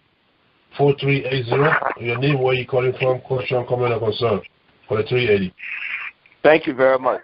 This is William Ponder. I'm calling from Boston, Massachusetts. Thank you, sir. Thank you. Welcome to the show quickly. Yeah. Yes, quickly. I think we already defined the fact that implicitly Liberia is a secular state. I mean, one can say that we have strong theocratic leanings that are tied with Christianity, but we are a secular country. And given that, the senator says that, I mean, clearly he has not made up his mind. I thought when we came on the call that he had already stated clearly where he was leaning toward. But as the show has continued to evolve, it seems as if he has backtracked and says that, democratically he's waiting to listen to all sides, which is good. And hear from the people, and then develop an approach that he's going to go on the floor and exercise his franchise and his right to deliberate as a legislature, and we're glad to hear that. I would say here that I would recommend here, and also ask a question in the same light, that we have in Liberia a situation where we're evolving as a country in a global situation where there are a lot of extremists all around, coming into Africa now. And we have to be very careful. You can't divulge, when you talk about national issues, you have to integrate the global, dynamic into the picture. And I hope that the senator is well voiced on that. And we'll take that into consideration when we debate these issues on where we go as a nation, that we maintain not only the status quo if it has worked for us, but that we begin to become more of what we truly are, and that is a secular country with laws that will support all religious practices. Now, I mean, if we look at Sunday. Sunday is like a de facto a religious holiday in Liberia. In this country where we live in America, yes, Sunday is, people go to church on Sunday, but commercially, America doesn't stop. We got to look at the economic and the social and all the other issues and discuss this in a practical sense. We can't be living in 1847. We can't even be living in I mean, we have to evolve. Thank you. I think what we're doing is that, like, the economy of Liberia is stymied because of the kinds of holidays we have that have nothing to do with religious Caller, activity can you bring that home now? Can you wrap political up? activity. Yeah. Can So you we wrap need up? to Yeah. start looking at those issues more in terms of how we go as a nation. Thank you. One more caller, and then I'll come to you, gentlemen, here, Honorable Ben. 1211-1211. Your name, where you calling from, question, comment, or concern quickly. We out of time. Thank you so much, Mr. Moderator. Can you hear me? Yeah, sure. Yeah, my name is Mohammed Donza. I'm calling from the Senator State, Maryland. I'm sorry. I'm calling from Maryland. My concern is that I see the whole debate as a diversion, for the fact that Liberia has so many challenges and our officials don't want to address those challenges and they just want to throw something so that we can be debating those issues. And then, so it's diversionary. But anyway, be as it may, my concern is why it's true that, like the Senator put it, most Muslims are vocal now on your show talking about this particular issue. But I will also want our Christian brothers to see this in a different light as well, to make sure that this thing is not only the Muslim, but it will also have some sort of impact on them. What sort of Christian country or Christian nation will Liberia want to be? Is it going to be a Protestant, a Catholic, a Methodist, or whatever, various Christian sect that you're going to choose? Is it going to be predominantly a Catholic, Christian nation, or a Protestant Christian nation? The reason why I say this is because in Northern Ireland, when the Protestant and the Catholic were, being divided into two warring camps over something called the Home Rules, these were the similar issues that came about because other groups felt that they don't want to live under the dominance of one group. Okay, so we have to also look at all of that. So I want the Senator to address those issues. What sort of Christian? And the second thing, the other question goes to Mr. Dukley. Mr. Dukley, my question to you is, why is your fear? Why is it that Muslims, we are so concerned about Liberia being a Christian nation when every fabric of the society right now is more or less Christian? Like my brother alluded to, the chaplain issues, the other issues, like you also alluded to, the cabinet ministers and what have you. What's that? I said like the Sunday, the Christmas, the Easter, and everything. The Sunday, the Christian. Why your fear now? Why are we so, agitated now that we want to make sure that these issues, when in the past, those were issues that are, fundamental in the formation of this country? So Thank you, Mr. Dozo. Mr. Dukley, you may start. At least at last, we got a question for you. Okay. Oh, thank you very much. The question was the fear of Muslim now, when we've had these days. The fear here is that marginalization that has taken place over time, which we've noticed, we've spoken about. It's not that we've not spoken, but the fear is now that it's going to be,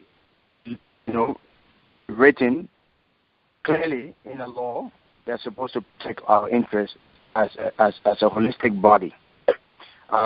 They were happening. For instance, Sunday is really not a national holiday. Like someone said, de facto holiday. But it's a day that people say, let's rest. And as you see in Liberia today, that is even changing. You go to the marketplaces, people open stores, supermarkets open. These things are changing because people are evolving, people travel. You also must understand that maybe people accepted these things in the past because of the level of subjugation, the level of denial, the level of restriction, the level of marginalization. How many persons really knew the difference? How many Liberians then, native Liberians or even Muslim Liberians, were opportune to go to a school to read and write, were opportune to travel to the States? But these things are happening. And I always say just because I walk on one leg, I hop on one leg, does not anyway mean that I'm crippled. I could be hopping on one leg out of choice. I could be hopping on one leg out of condition, but it does not in any way legitimize or make it a legal thing that I'm crippled. So our fear now is, yes, these things have been happening, but they are wrong. Just the Bible used to be taught in the school, the public school, and as Muslims evolved, got educated and got more experience, they said this is wrong and stood up, laws came and denied Bible being taught in the school. But what our fear is for you to put it into law. We are trying to cope with the situation, try to live peacefully, even with things that are happening. But to say that you must make it a Christian nation, that caveat It's not good for this country. It's not good for us because it's going to document evidently the legality, the acceptability, and the permissibility of that marginalization against Muslims. So that's our fear. Okay. Thank you. Senator Morais?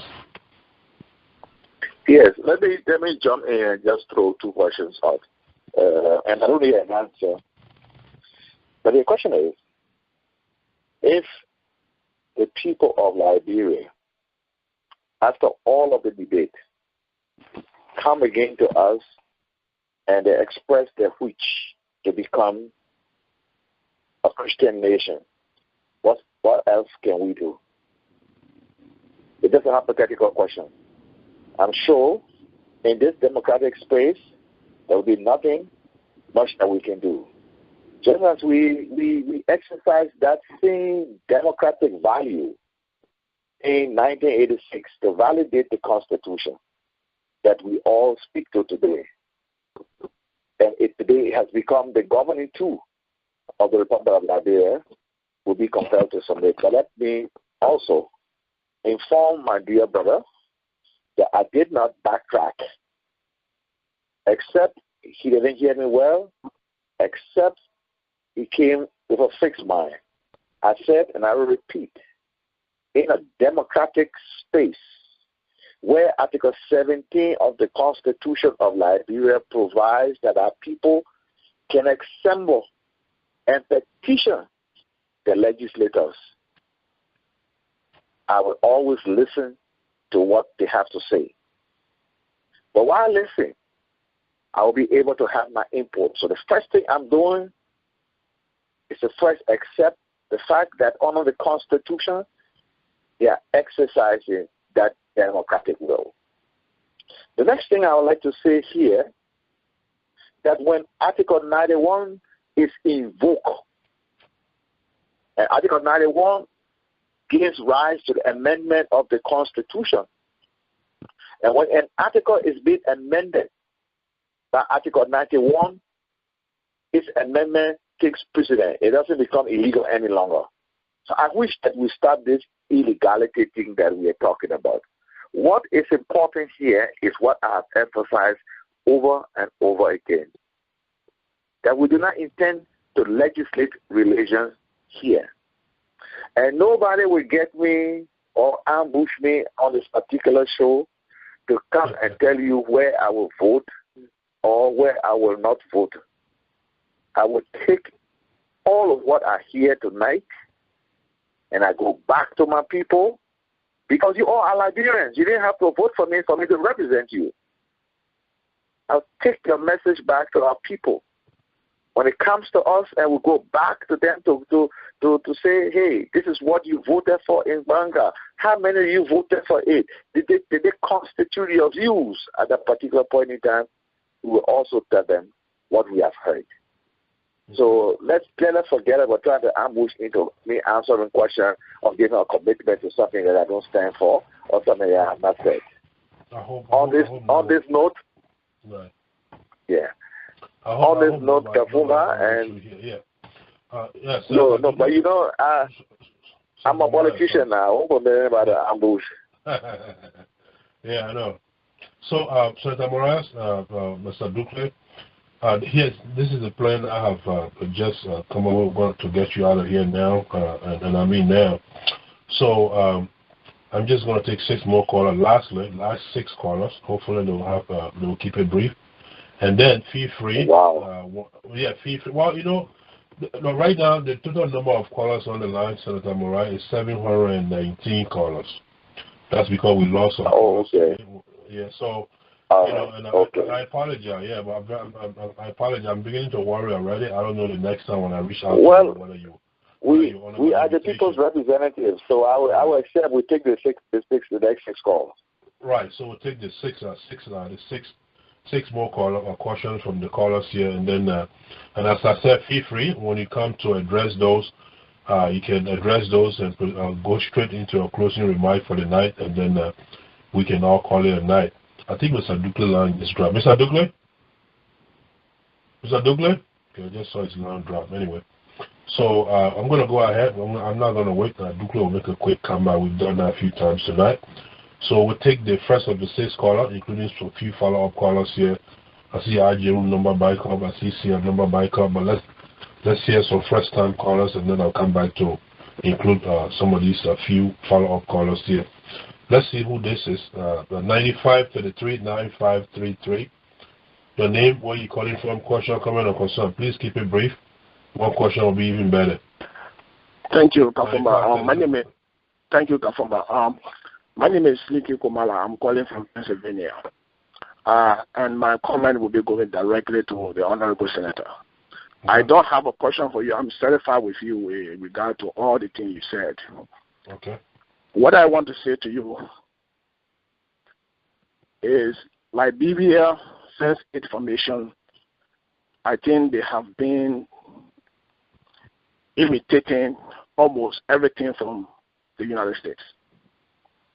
And from what I see here in this country, Christian might be in majority, but this country is more of freedom for everybody than majority. Yeah. So what I want to tell you and all those people that are supporting this issue, Liberia has gone through a lot. We do not want no more problem in Liberia. I will say this directly to you, and you should carry it back to those people who you say you're going to speak to. Let Liberia remain the way it is. Thank you. I think if you can imitate from the country that funded you, which is America, they do not prioritize no particular religion. I can tell you that out front. Here in the United States, in South Carolina, there was a Bible statue that they built in a public lot. And the people in that area, they are more Christian than any other religion in South Carolina. That's the Bible Belt of the United States. And they brought it down. They brought it down. They demanded that it should be brought down, and it was brought down. So I'm telling you, Liberia should not allow this thing to happen. I appreciate you, the way you talk tonight. I'm satisfied with the responses you gave, even though you have some, things that... Thank you. You've already made a point, so we'll take another. That's one of 5 and 6 call we're going to take. Is this Dukla? Mr. Dukla, are you back there? It's just Dukla calling me. 1 second here, Senator.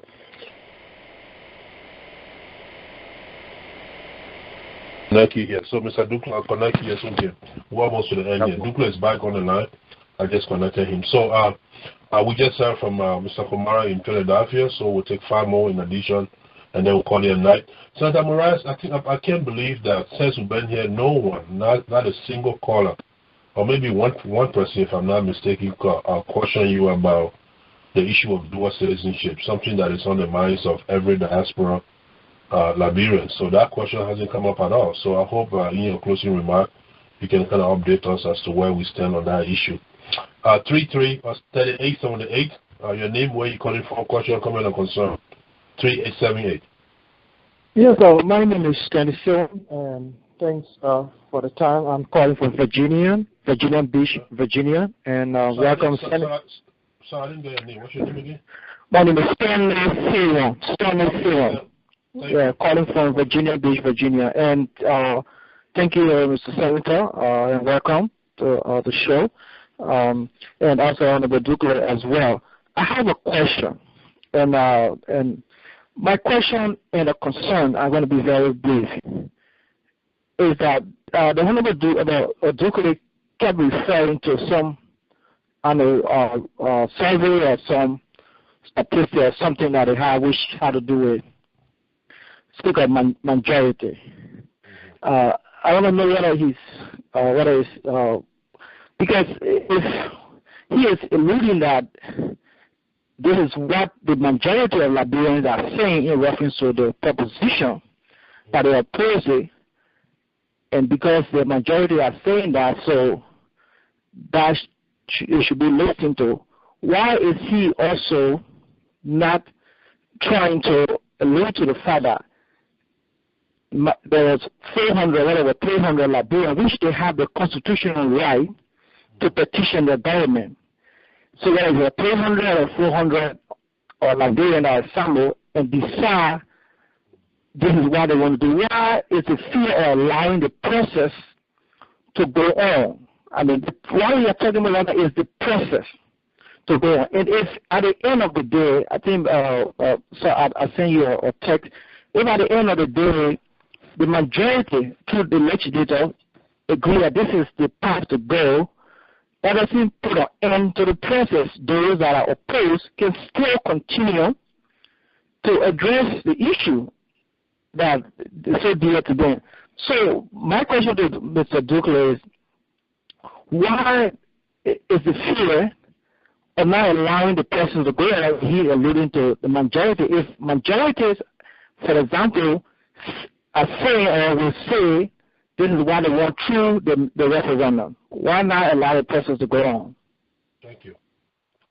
Thank you, Brother Stanley. Well, that's number 3, right? So we'll take 3 more and then we'll be out of here. So we'll take one new caller and then I'll go back to our room and CIA and follow-up callers.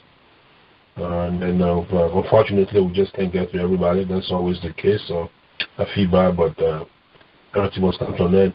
9900-9900. Your name, where you calling from? Question or comment? Hello. Yeah, who is this? Hello? Yes, my name is Vasco Ekone. I'm calling from Coatesville, Pennsylvania. Okay, quickly. Oh, I have a concern, not a question. First, I would like to take this time to say thanks, and I appreciate the 2 senior brothers in the studio, that is Mohammed Duple and the Honorable Dan Morais. I appreciate the comments and the clarity from the both senior brothers. And I must say this, and our country, Liberia, suffered 14 years of devastating civil crisis, that which we all know. At this point, for us to be dwelling, hauling, and pulling here and there on religious matters, it sounds so frustrating and saddening for a fragile country that just came from 14 years of civil crisis. So based upon this, I'm kind of appealing to those that are in Banga or having these propositions put in place, whatever interest they have, whether it is political, whether it is religious, but I want them to please look into it. Take Liberia first as a nation, patriotically, that our country is not willing to go into what we witness happening in Nigeria, what we witness happening in Kenya, Syria, and any part of the world. Liberians have suffered, and we continue to suffer in other parts of the world. We want our country to be a very good country that we all can go back one day and celebrate together, be a Christian, Muslim, or traditionalist. That's what we want from our country. We do not want you guys who are in offices, who are opportune to the gamut of authority over our little land to jeopardize our little fragile peace. Ladies and gentlemen, thank you very much. Thank you. Well, so yeah, just 2 more callers and then that's it. So that's 4 right there. So we'll come back to Ajiru. Ajiru, keep your follow-up question, comment or concern very brief.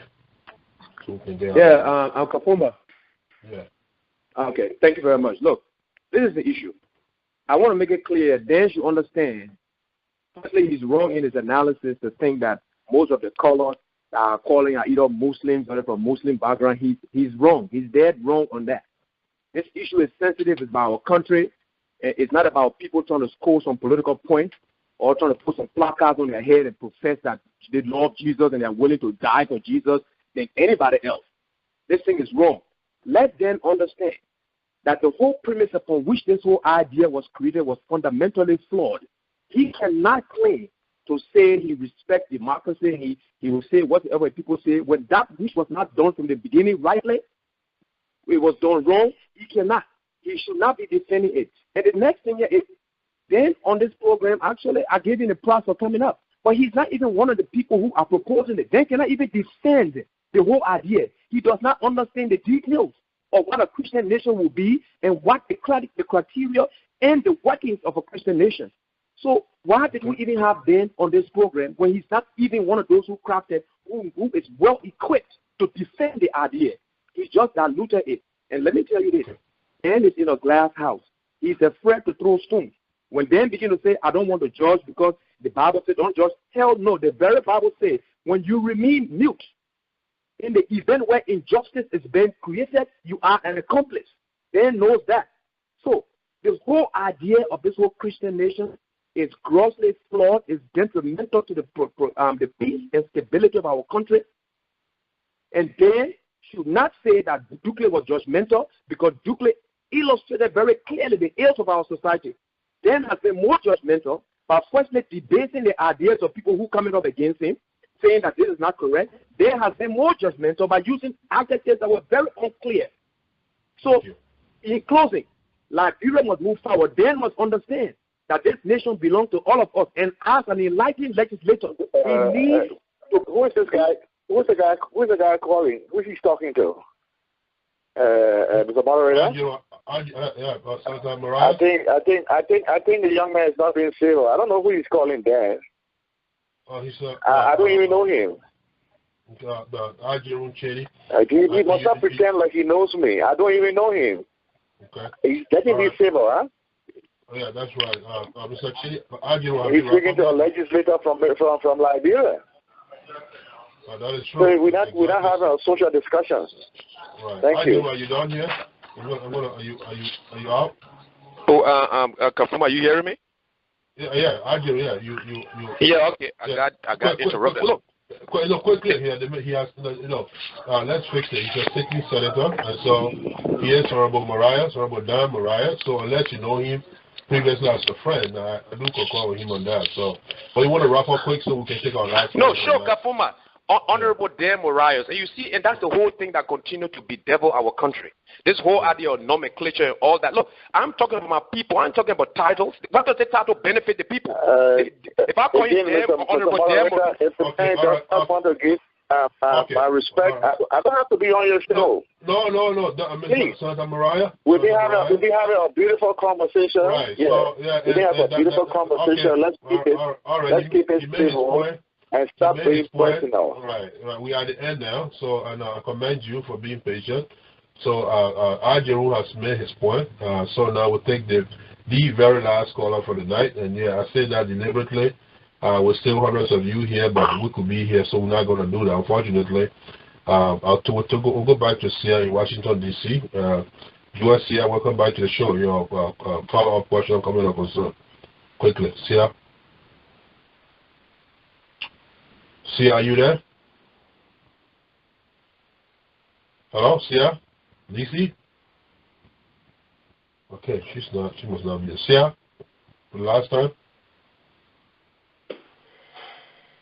Sia? Okay. All right. Well, we'll leave it there. I'm not even going to take another person in place of Sia. We'll just leave it there. So, but we've come to the end. I want to say that. So, the last few comments, concerns, and our questions we have, I think we can address ourselves to those and maybe transition into our closing remark, if you will.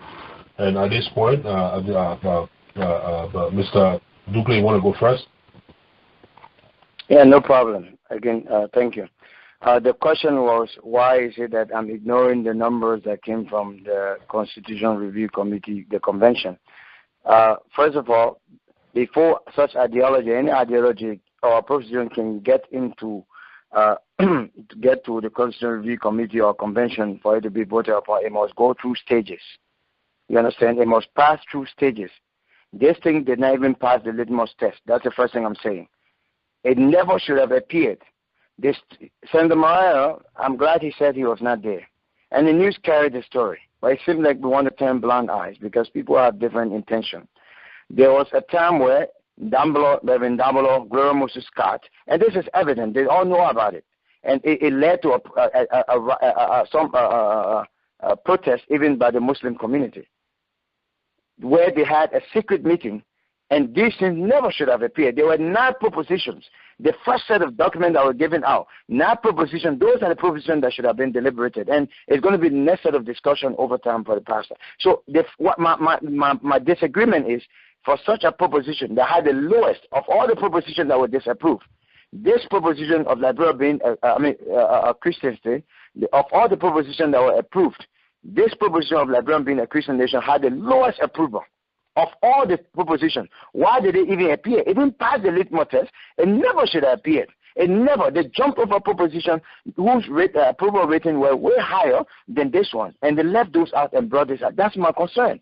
And the thing is, since I'm going to use this to transition to my closing statement, Senator Morais keeps talking about the 1986 Constitution was reviewed.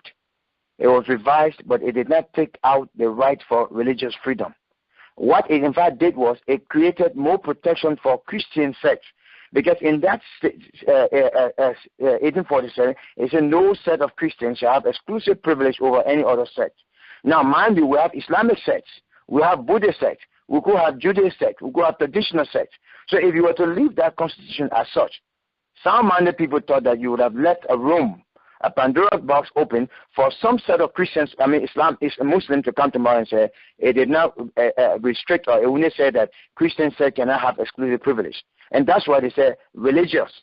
So that way everyone is put under one umbrella and restrained not to have any privilege over the other. So it was even good to protect Christendom or Christianity or Christian sects in Liberia. I just want to make that clear. And another thing is that, if actually this thing is the will of the people, as Senator Morais is claiming, I've been debating with some of the proponents of this proposition. They are yet to tell us what is in the package. It has become a secret. If it is the will of the people, overwhelmingly, allegedly, as they say, overwhelmingly voted for by the people, why is it then you cannot explain it to the people? Every time you ask them, what is in the package, what is it that you want, they say it's on the president's desk, it will go to the legislator and they will tell you.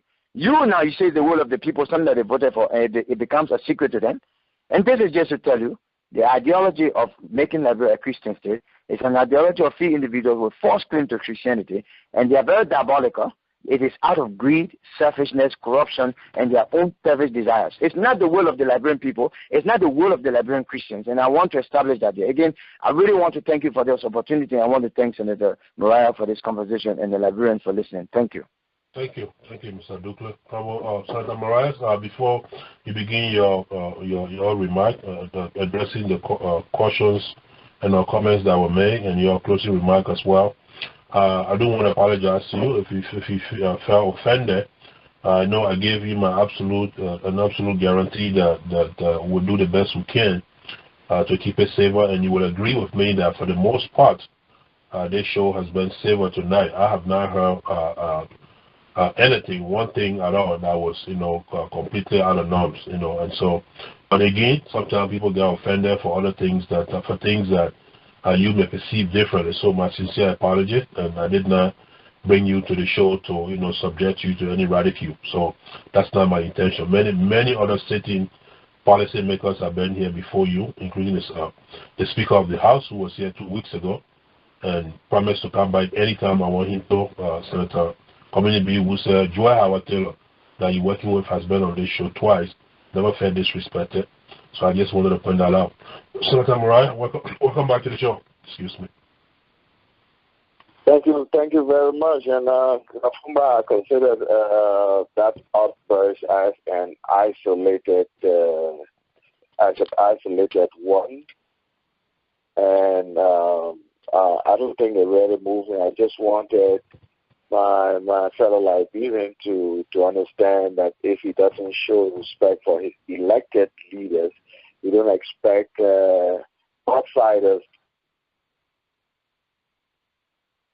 Hello? What I like to say in my closing statement is that, again, we are not legislating religion.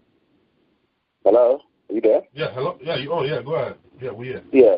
We are not legislating religion, and we will not attempt to legislate religion. We're going to legislate if it comes to us and is approved by a referendum. We'll be legislating the wishes of the people of the Republic of Liberia. And whether it's from the majority, whenever it's legislated, it becomes the law of all of us in Liberia. Most importantly, let me just add in my closing statement, I see almost a hidden agenda in some of the things I hear from some of my brothers on the other side of the divide. Every time people come.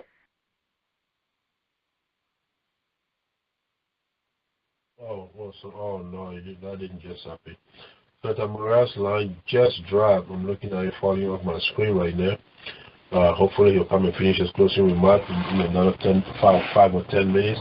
But going forward, what we have here is I got too many great speakers standing by to appear on the show. I spoke with Harry Greaves today. I know you might wonder what does Harry Greaves have to say. But he's claimed he's involved in the energy sector now, energy distribution in Liberia, and so I got Duke on the line, Senator Morais calling my line. I don't know how many connections I can make. 1 second, let me see. I'm going to end somebody.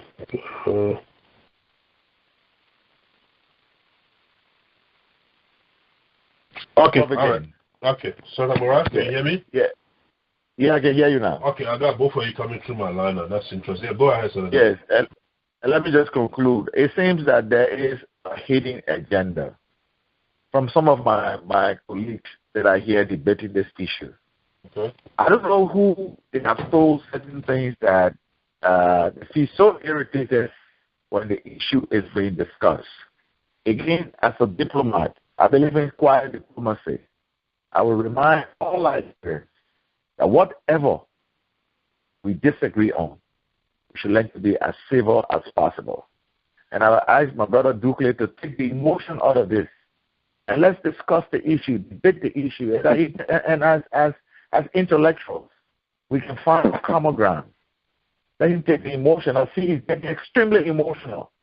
And for me, I will always remain relaxed in this debate. And perhaps you can share my number with him, and we'll continue after the show. Again, let me thank you for giving us the platform. Senator Morais, I had asked you that if you comment briefly on dual citizenship in your closing remark. It looked like you forgot that. Where do we stand on dual citizenship coming from Banga? Where do you stand on that issue? Yeah, well, it's one of those. Well, it's one of those prepositions. You understand? And I have said again, we have to look at the entire dual citizenship from a different angle. What is necessary, we need to discuss it. And tonight, again, I don't want to add flame to what the discussion that is ongoing. I can tell you that I have proposed a couple of things to my people as to how gradually we can overcome this preposition of dual citizenship. Again, to have a definite position on this show tonight will be ambushing me into giving an answer while we're still discussing this. So I beg you to let me go on this. For the record, your colleague Senator Joy Hawate supports dual citizenship 100%. She said on this show twice. Your colleague Senator Komene B, who says support dual citizenship to the fullest. The Speaker of the House is almost in support. Heron family, and on and on and on. They've all expressed, they've taken definite position, at least with respect to dual citizenship. Senator Don Morais, where do you stand on dual citizenship? Yeah. Kafumba, yeah. Don't let these people come on your show and being afraid that they will be hauled down and ready to speak otherwise to dual citizenship. I think it is a preposition that is being discussed, and the way we felt before, we're not thinking that way any longer. And let me tell you, for example, I think it's unfair to ask a young boy or a young girl who had absolutely no control over where they were born to declare whether they want to be a Liberian or otherwise. It is nature that created dual citizenship for that young or that unborn child. All right? And these are issues we are discussing, and gradually we will incorporate the rest of the other prepositions. I mean, when I mean preposition, the rest of the other ideas, and sell it to our people. and see what we can get from them. Don't forget, the constituency in Liberia is very important. So we got to be careful what we say to them before they make us irrelevant. So I want to come on the show also and say something just to make my people in the United States and Nigeria extremely happy or peace for me. And just as I leave the show, I go back to the Liberian Senate or go back to my people and tell them to do otherwise. The day you hear from me, you hear from me positively. Okay. Thank you. Thank you, Senator Morais. Thank you so much. Well, folks, everything must come to an end, including the good ones. So this is where we end tonight's show, and I do want to wholeheartedly, express my thanks and appreciation to all of the people on here tonight. Firstly, our guest, Honorable H. Dan Morais of Maryland County, Mr. Mohamed Dukley, and to all of you who call in tonight to be a part of tonight's show. And I also want to sincerely apologize to those of you who questions were not taken. I still see, I think, about 73 of you still within the queue. But such is the case. You remember when the speaker came, or when Joel Howard Taylor came, or Dr. Sawyer came. It's always the case when you have a great guest. Tonight's debate, in my opinion, it was one of the best debates we ever had on here. That's my personal opinion. And I want to thank those who made that happen, our two great speakers, the Honorable Lawmaker, Honorable Dukley. So on that note, thank you for being here, and let's all have a good night. Thank you. Thank you, Honorable. Thank you, Mr. Dukley. Yep. No, that's not enough.